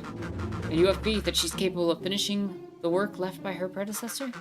Her work must be complete before the festival. I'll make sure she stays day and night until it's accomplished. Good, you know how I feel about loose ends. Yes, sir. Once she's finished the work, we need to make a determination regarding her long-term prospects in the company. Immediately, sir? I usually have more time to fully bring people into the fold. We're in the endgame, Bill. After your failures with Dr. Prescott, I can't afford to take any risks. Of course, sir. No loose ends, sir. Once she finishes the work, she will either leave the office completely committed to Perennial Harvest, or she won't leave us at all. Perfect. Sir, if I might suggest, maybe we should delay just for a bit? Oh, it's just that we seem to be rushing to hit this festival deadline, and rushing into things has caused some issues in the past. I see. Please understand that I just want what's best for you. I'm eternally grateful for all that you've done for me. Bill, I'll make this very clear for you. I brought you in to make things run smoothly, not to have opinions. Of course, sir. Chin up, Bill. You are only a few days away from having everything you'd ever dreamed of. Yes, sir. Thank you, sir. Whoa. Yeah. Just so we're clear, when they said loose ends, they were talking about murder, right? Like actually killing someone. Capital Luca murder. gave Rollo a quick elbow to the ribs. Who's this founder? I was hoping you guys would know. Now, as far as we know, Kerr's the top banana at Perennial Harvest. He sounded scared of this founder guy. So we have an even topper banana on the field. The hell's my mom caught up in? Has she talked about the job much? Not really. She said she was going to come in and continue the work of someone she respected. Luca, do you think that body at the warehouse was the person Beck's mom came to replace? That would make sense. Beck, it seems like Nellie's predecessor got, loose-ended. I'm getting that impression. Okay, so we need to get your mom out of there before that festival happens. That's just 2 days away. Won't she just come home after work? The creep on the radio said they were gonna hold her there until then. So if she's not coming out, we gotta go in and get her. Flicked a large sheet of paper out of her pocket and slammed it on the floor. Maybe this'll help. You have blueprints? Well, it's just really a map, a welcome map for my mom's PH orientation day. But it shows the layout. Sure looks like blueprints to me. Look, here's the reception area. There's a big room marked Founder's Office. It even has exits marked. Guys. We have a deadline, we have an objective, we have blueprints. You realize what this is, right? Rollo started to wiggle with excitement. I think we're heisting. This is officially a heist. Chapter 6. The Heist. They spent the night's end huddled around that small map, formulating a plan to infiltrate the headquarters of Perennial Harvest. It would be no small feat. A modern facility equipped with all manner of technology, not to mention the swarm of clipboards that would most certainly be scattered throughout. By the time the sun began to peek through the car window used as a makeshift balcony door, all were in agreement. This could just work. The final day before the festival would be used to prepare. They'd need to pool every resource at their disposal, pull every favor with a thread, even enlist some unsavory characters around town with important tasks only they were suited for. Luckily, there was enough ill will and mistrust toward Perennial Harvest that alliances could be found at a bargain. Luca, Beck, and Rollo rubbed their eyes as they exited the treehouse. They hadn't slept at all that night. There was no time. The festival was to begin in 1 day, and they each had their assignments. Alright, quick recap. Rollo, you're gonna talk to Roxy. Cordially. Without her and Fitz, this whole thing could go bust. Me? Cordial? That's my middle name. Uh-huh. And how do you plan to explain your He new waved vaguely at Rollo's sizable figure. circumstance? Bah, she'll be so happy I'm alive she won't even Beck notice. snorted an involuntary giggle. And Beck, you're sure Ilona won't just shoot the whole thing down when she hears it? She'll listen. Once she understands the danger Nellie's in, the danger we're all in, the plan will make sense. Okay? That leaves me with Jeff and then Iggy. How are you gonna persuade them? I'll think of They something. each looked at each other with sleepy confidence and nodded. Well, Godspeed. Enlist the help of Jeff. Enlist the help of Iggy and Tish.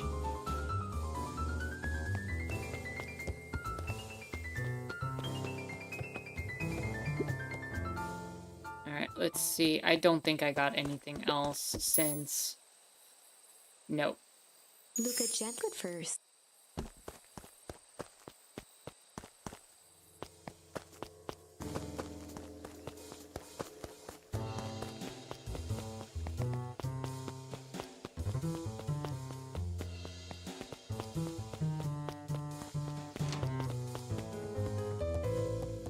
Just gonna check back for Graham anywhere.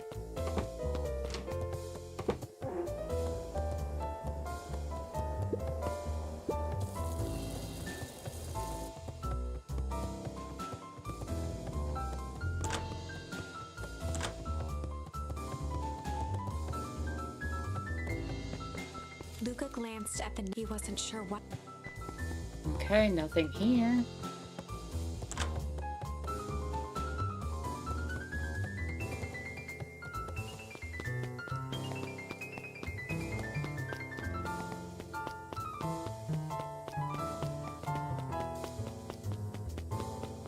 Nothing here.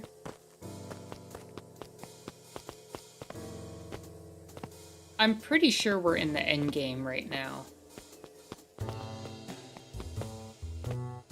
Because this has to be the path with the good ending at this point.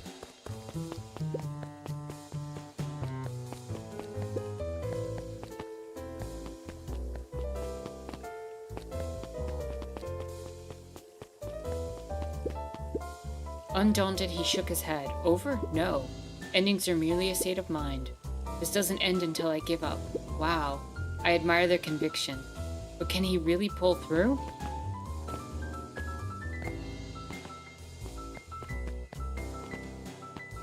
I just hope we have enough time to finish this.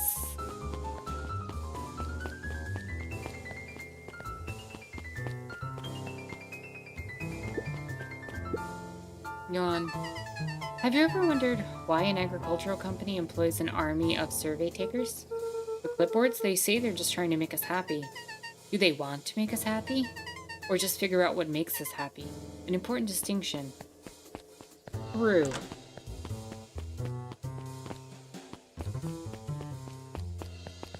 Push through or save for next week. Well, how long would you estimate we have? Also, hello and welcome, Sam. Hope you're having a chill, lovely Sunday. Glad you could join us.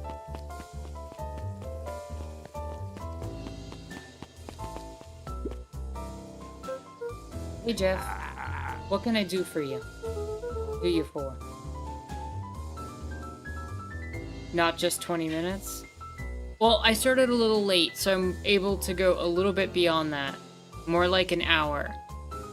I don't think I'm gonna be able to do an hour.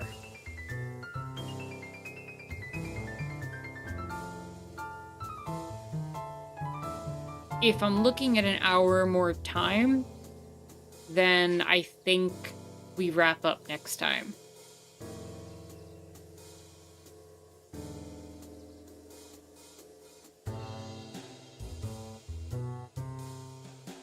I'll finish this conversation up and then potentially wrap up. Then, if there are a few more decisions left. Okay, yeah, then I'm not gonna rush it. Because I maybe have like 35 minutes, and if we're looking at an hour, I'd rather wait and just do it all at the end of next week. And finish the game up then. I think that makes sense. So that I don't have to rush it. Because it's also going to be a little slower because I'm reading it out loud as well. You know? So when you're saying an hour, that might be an hour and a half. Because I have to read everything out loud and stuff like that. So let's finish this conversation here and then we'll wrap up the stream. I think that's the safer bet. And if there's anything anybody wants to talk about outside of the game for, 10-15 minutes, I'm down for that. Stick around.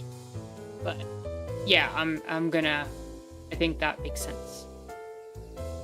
Well, I know how much you hate Perennial Harvest. Hate's a strong word. Oh, sorry, I didn't say it was the wrong word. Gotcha. So we're gonna break into their headquarters and I thought you might be able to help. Jeff wheezed out a long snicker. You see? I knew you kids were alright. Great, so you'll help? Joy in Jeff's face strained instantly. Not a chance.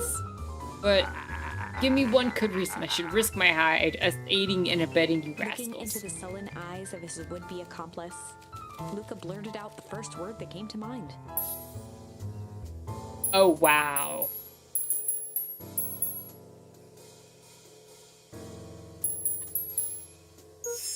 Shit. Yeah, it's all shit. Still ain't helping. Ain't that some shit? Luca wasn't ready. He shouted out.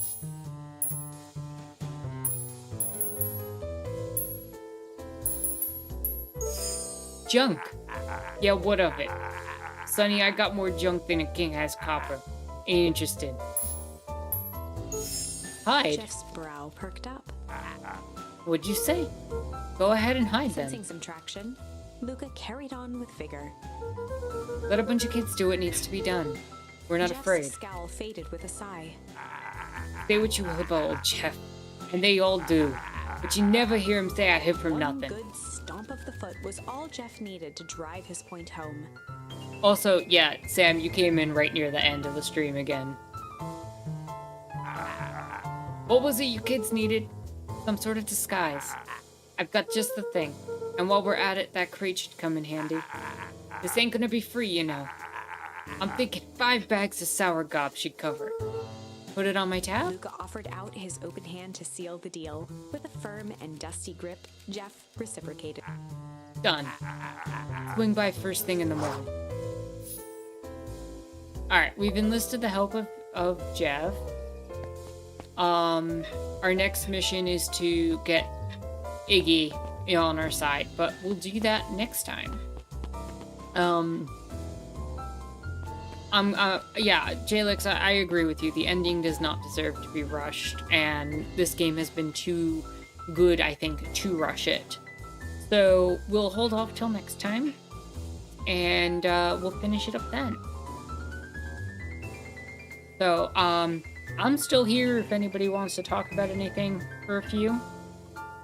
Or has any topics they want to bring up for maybe 10 minutes or so. And then I can give you all the 5 minutes to talk amongst yourselves, then we can wrap up the stream. Or if everybody's good and nobody has anything they particularly want me to talk about, I can also just wrap up early. Jeff's hardware closed down about a year ago. The effects of the foul harvest stretched wide. When there are no crops in the field, tractors don't need fixing. But you all let me know.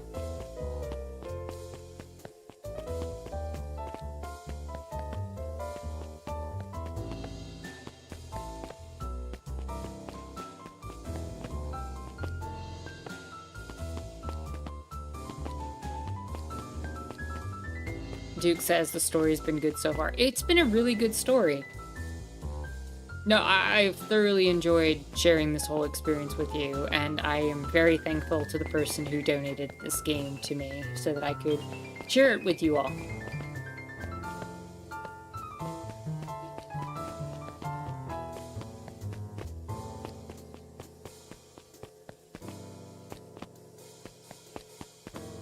But, not getting anybody mentioning any topics or anything they want me to talk about right now, so I'm gonna assume that that's a...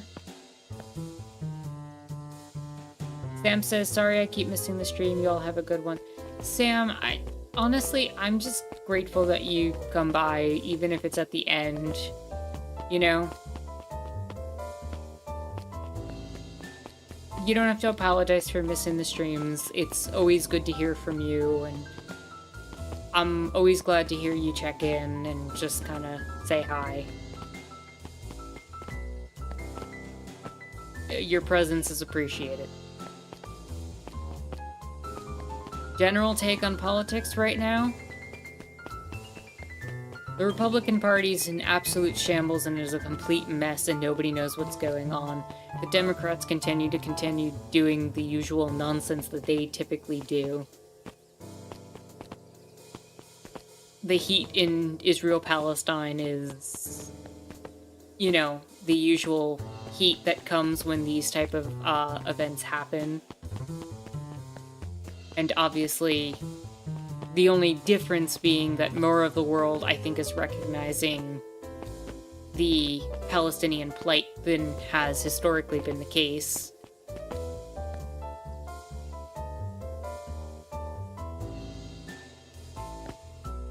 Sam says, my life has been a string of everything running together between sleeps lately. Oof, I know. I kind of know what that feels like. I've been in that place in a few moments in my life, and it's just... trying to keep up can be rough, and I hope that in time things, I hope things just kind of settle into something that is a little less running together between sleeps and more I guess, you feeling more in command of your life in some way, shape, or form. It's a hard situation to be in, and I just wish you the best with that, Sam. Honestly. With going through that. Jalek says, what's up with the Republicans? Infighting is very unusual for them. When Trump happened, they all just rolled over. I think what's happening with the Republicans, and honestly, I haven't followed it as closely as, I guess closely as I would have under, normal circumstances. I've had a lot of stuff going on in life. That's,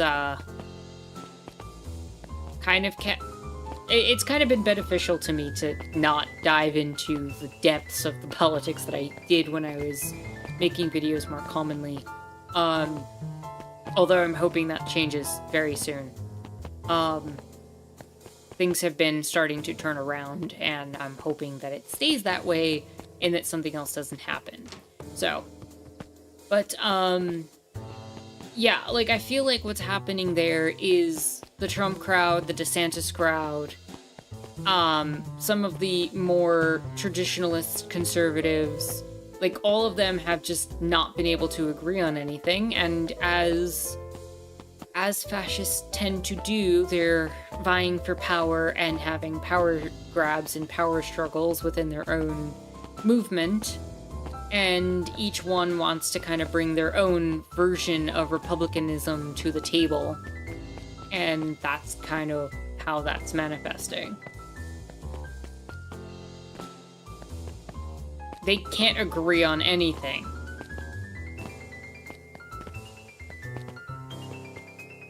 Sam says, thanks, Tara, I just need my health to get better. I'm genuinely hoping that happens for you, Sam. I'm rooting for you to get better, in whatever form that looks like.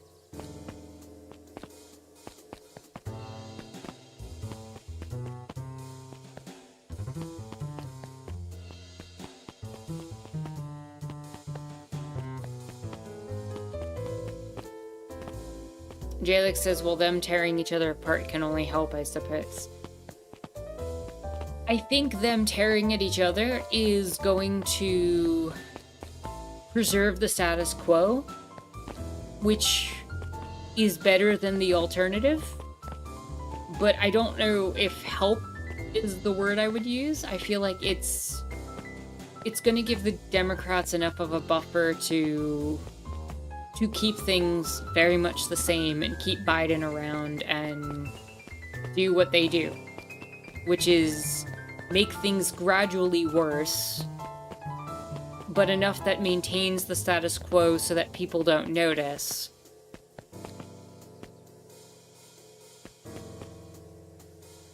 Think the Republicans might schism? I mean, that would be beneficial in the long run.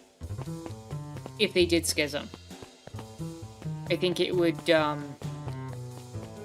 definitely be beneficial.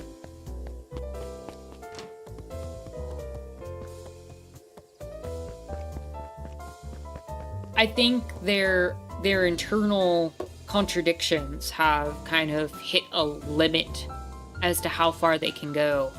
You've got the group of people who are supportive of big business coming out and attacking businesses for being, quote, too woke, and then you've got all this other stuff going on. Gengel says the fascist movement seems to be at a standstill, and so the infighting and the blame game is on. Yeah, and that's the thing. They all want a little piece of the puzzle, the pie of what's available, and they'd rather blame each other rather than being capable of moving forward in a united front right now, which again is a good thing. When they're fighting, they're not doing the level of evil that they usually do. The thing is they're still gonna pump out laws. The lawmakers are still going to do their thing. The Supreme Court is still vastly conservative. I'm sure there's a whole ton of cases that I missed over the past couple of months because I haven't been following. But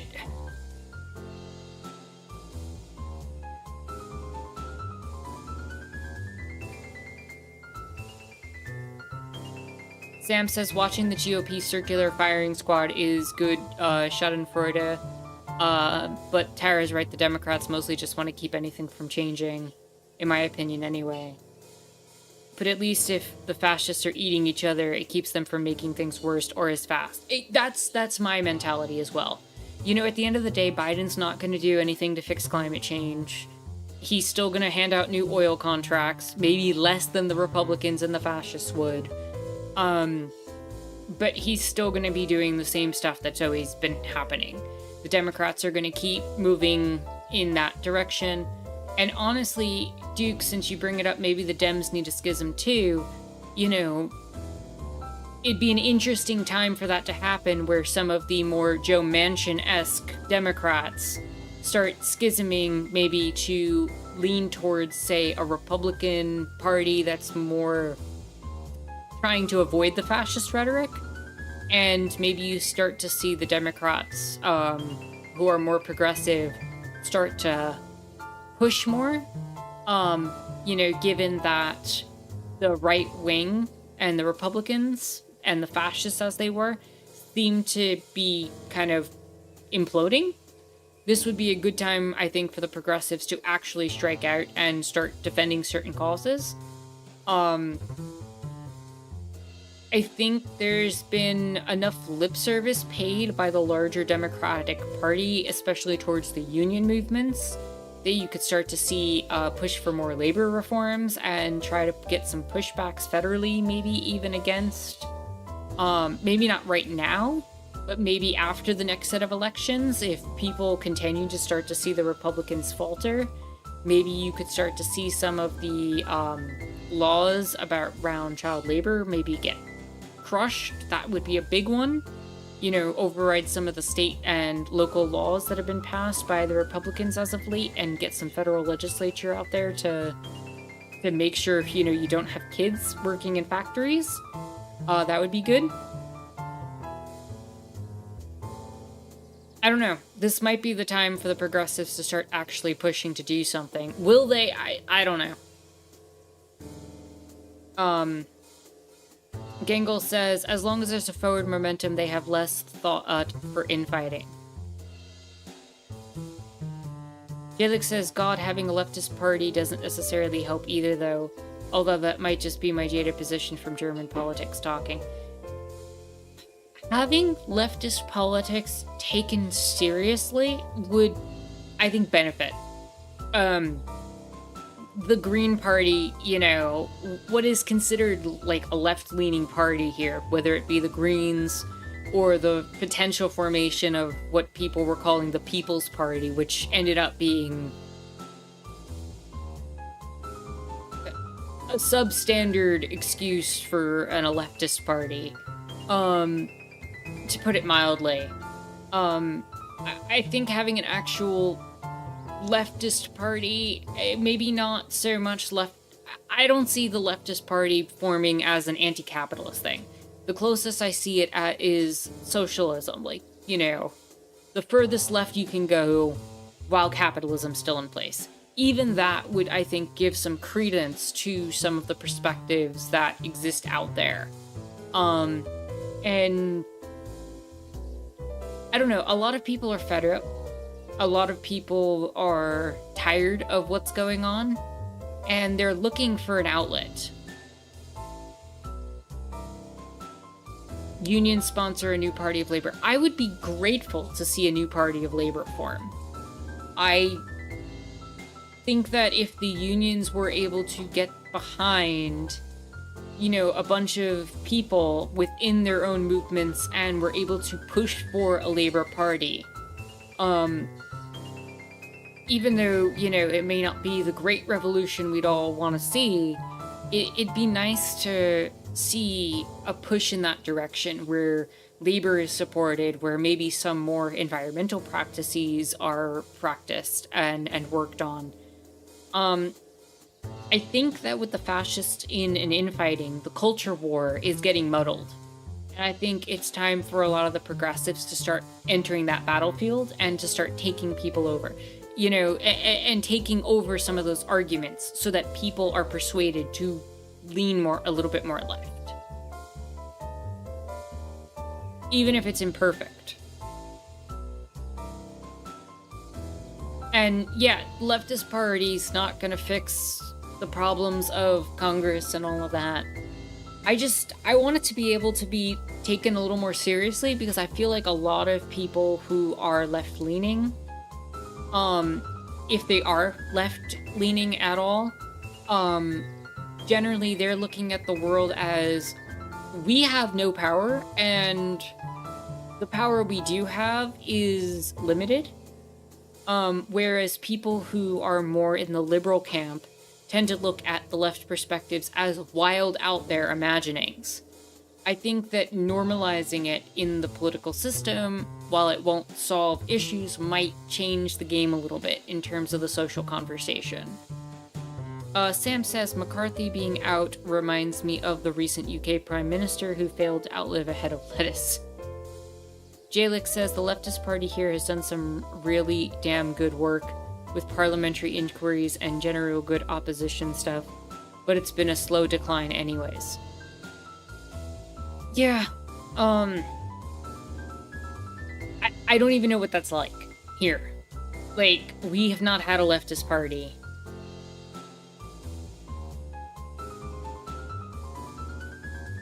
Jalix says, but now it's dead because some random ass fucking Russia-loving turf decided to play her power game. Yeah, and that's the trouble, right? Like, with the political parties, you get the wrong people who decide to sabotage or go into power, and it ends up falling through crap. It's why the hierarchy game is gonna be a losing game in general. But if you can use it to your advantage in certain moments, I think it's worthwhile.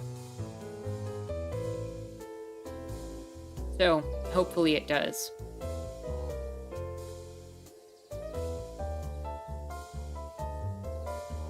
Again, I would love to see unions start picking their own candidates. Get people who are union friendly, who are part of the unions, who are actively seeking out, pushing a labor agenda, pushing an environmental agenda, pushing back against some of these corporations. I think we really need somebody to really stand up and talk about the child labor stuff. The revolution isn't gonna happen in Europe. It ain't gonna it's probably not gonna happen in the US either. But that doesn't mean we can't start pushing, in certain ways, at least in our current time. I think we really need a progressive of some kind, whatever they end up identifying at. They need somebody tackling this child labor thing. And I think they need to come at it from a labor and pro-union perspective. Just one strong voice that, at the very least, that represents all of that. Because there aren't a lot of people who are comfortable with the concept of child labor. Even with all of the libertarian nightmare fuel of the ANCAPs that exist out there, I don't think that's something that's widely popular enough, and I don't think it's being addressed enough. Jaguar says, I agree with Duke. I like the layout of this library. It looks cozy. It really is, and that's kind of why I went in here to finish up this conversation and to talk a little bit. Bengal says, perhaps your best chance to build the left movement is through the climate agenda and union agenda. I think many people can be swayed by these two. Yeah, I think, like I said, tackling the environmental stuff, tackling the child labor issue that is becoming more of an issue as time goes on, looking at that through a union lens, that, to me, that's the way you appeal to people. And you can attach things to that will make sense for people. Bring up the issues like a lot of the stuff that's still in videos on this channel, even if I haven't been making stuff, like a lot of the stuff is still relevant. The Colorado River stuff, the fact that water supplies are starting to move in a very strange direction. Waterways have been messed up. Like, bring up that stuff. It needs to become to the forefront, and not just as a fear tactic of, oh, you know, this is happening, so you should be afraid. No, this is happening, and there are solutions that are available, and we can start implementing some of those solutions. Some of them are better than others. Jaguar says the child labor videos also. I'm going to be real with you. That the last video I have up on the channel is on child labor, and that was so disheartening to make. When looking at the laws that were being passed by these Republican politicians in particular, that were making it so 13 to 14-year-olds were able to work in factories. Even if it's just, you know, working in cleaning the factories. You know, that doesn't mean that they don't have a risk of, you know, getting hurt, or working in freezers, where industrial freezers, where they could get locked in and there's no one else there to stop them. And of course, this has been happening for a long time with those who have emigrated into the United States, into the territory of the United States, but, you know, and are underage, but are not legally protected because of status, right? This has been something that's been going on for a while, and now it's starting to affect kids from the US proper, and I think we need to start putting a real cap on that. I don't think anybody wants to think about child labor, like, at home or domestically, at home or abroad, happening. You know, a lot of people can put it in the back of their minds when it's happening abroad. Oh, it's not happening here, it's not happening here. It's happening here. It's been happening here.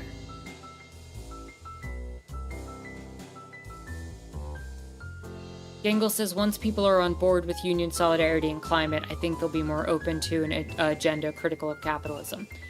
100% agree with you, Gangle. 100% agree with you. Once you start getting into those two sentiments, I think it's easy to push. I think once you start bringing up the fact that the modern labor movement needs to start addressing things like the gig economy, it needs to start addressing into the ways that workers are being exploited and the management issues and everything like that, you know, you could start moving in that direction towards a conversation about worker cooperatives. You could start using that to talk about how, you know, landlords are completely eradicating the housing market. You can start using that as a step-off point into these conversations that are critical of capitalism, that will make sense to people. Well, why are unions so important? Well, yeah, of course you need money, but what are you spending your money on? You're spending your money on rent, you're spending your money on medicine, you're spending your money on exorbitant food prices. Well, why are these things happening? Well, the food prices is because of price gouging, because these companies want to exploit you, and they want to, you know, continue to raise, you know, record-breaking profits constantly. You know, people, I see the comments from conservatives all the time talking about how California, you could just walk into stores and rob them, but they don't talk about the fact that these companies have record-breaking profits every single year, and the amount of wage theft that's committed against employees. These are the type of things that I think will come out of a union solidarity argument. And of course, it all leads back to capitalism and hierarchies and all that. And as long as you're able to start drawing these threads off of the union stuff and off of the climate stuff, and you ground them in things that people have considered normal, that have been fought for and fought hard for, historically, I think you can start making the push into something further. Jalik says, everything just slowly decays back into laissez-faire capitalism of old over a long enough period of time. It's just slowly pushing and prodding, where it gives a little here and gives a little there once you notice it's too late. It's all smoke and mirrors. Yeah, I think that's a reality that also needs to be pushed as we're having these conversations. Labor already won a lot of these things. Child labor, except in farming, of course, because there's a whole history of agricultural workers in the US being exploited and children being allowed to work on farms and stuff, that is tied to a lot of pushback from politicians and from the agricultural industry preventing people from unionizing, which is why the United Farm Workers is such an important historical group. But yeah, like when you have these perspectives of the history of things, right? And you recognize that unions had a certain power and were able to command things at home, even if there were still issues abroad, and even if it was, you know, some ways complicit within a larger imperial narrative, right? The fact is, at home, it felt like you could make a living because you were part of a union. And the fact is that that has decayed over time into this laissez-faire system. So if we don't start addressing that laissez-faire mentality, we will start slipping back into that, even if we fight back now. And if we start talking about it as a generational thing where it's like, say we fix things now for 20, 30 years, they're going to start pushing back later if we don't push even further. That can start to convince people. Because the historical precedent is there and in place, and if you have the right people saying it the right ways and giving the right speeches, you might be able to convince a number of people. Jaguar says, yeah, we're going backwards with child labor laws and all that, but we're, quote, so advanced and civilized. But that is too, quote, radical, and unions spend a lot of time being moderate to cast a wide net and work with bureaus and such. Also, some unions are treated as the favorite child with some city municipalities, so divide-and-conquer tactics with unions. Yeah, and I think that's why pushing for stronger unions across the board and having one union defend another, you know, maybe you can get some unions that are calling out the unions that are being too soft, that are not giving enough strength to their workers.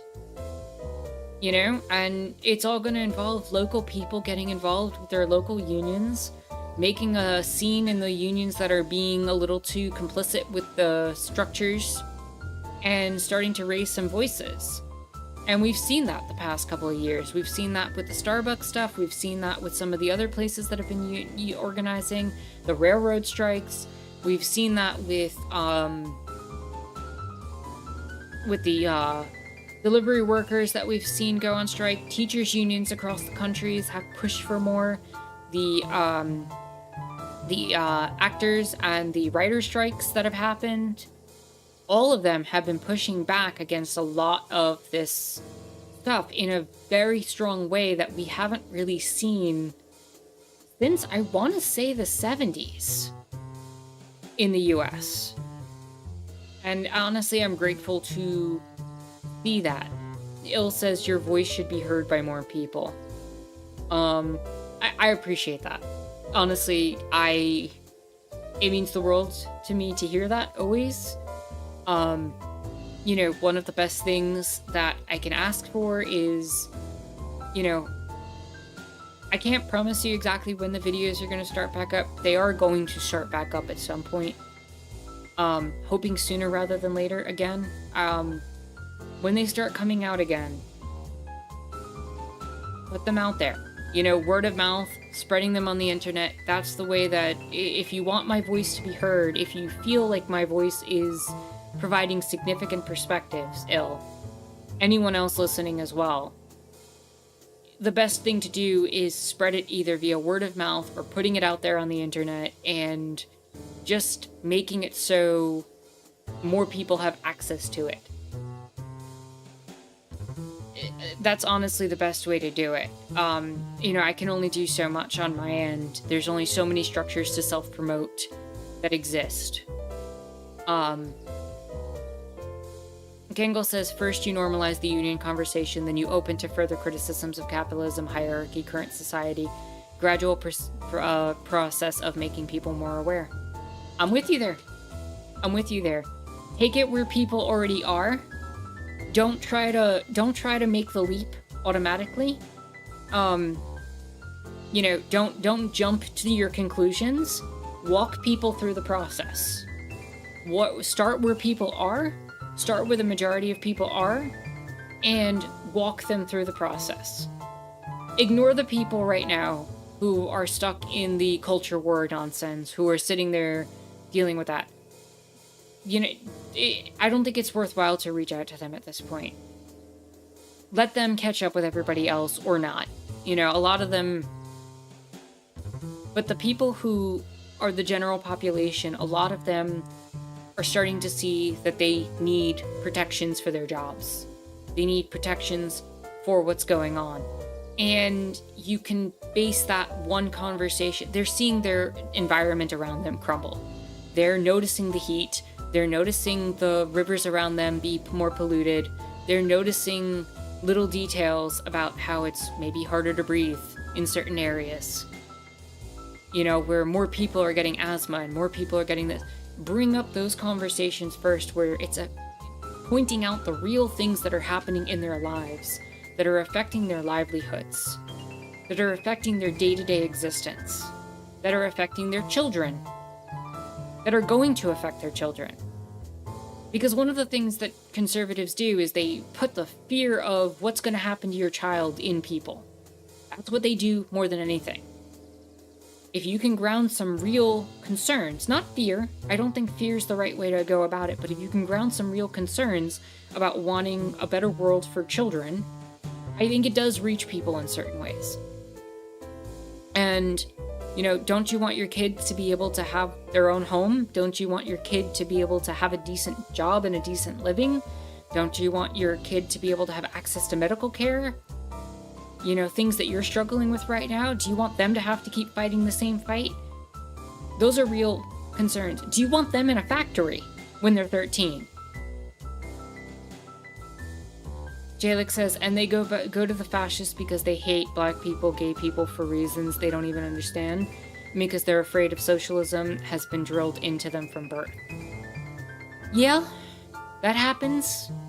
That happens a lot, unfortunately. And I'm not saying that it's going to reach everybody, and I'm not saying it's going to be foolproof, and I'm not saying the fascists aren't going to win over a lot of people who should otherwise be leaning in their own self-interest into left perspectives. But at the end of the day, this is the strategy, the things that Gengel have brought up, the things that you all have brought up as well, in individualized parts, they're all going to be the best ways that we can manage it.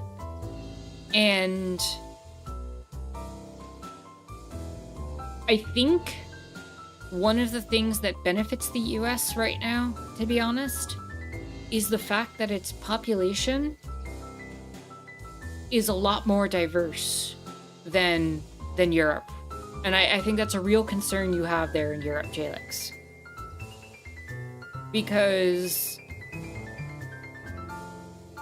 the people immigrating into the United States, all the fear and all the xenophobia that comes up, there's populations already in the US that, are similar enough, look like, can connect with some of the people who are coming in.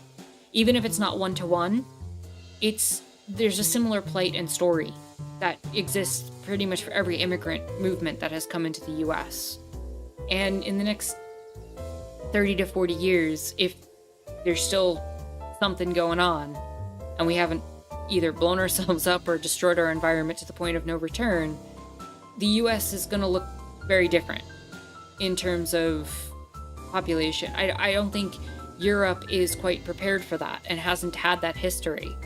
And I think a lot of the stuff in Europe is, as Jaguar, thank you, I was about to say it. Europe is far removed from the places they colonized. They've distanced themselves from that much more easily. And I think that when you have refugees and immigrants coming into Europe, it's a new phenomena that a lot of people haven't dealt with. It's, oh, we'd love to help them, but when are they leaving? Now that we help them, when are they leaving? Even the liberal mentality there seems to be a little bit different. And as Il pointed out, the Latin population will be the majority in the US soon enough. And while that is a complex category that has been historically constructed for a lot of different purposes, the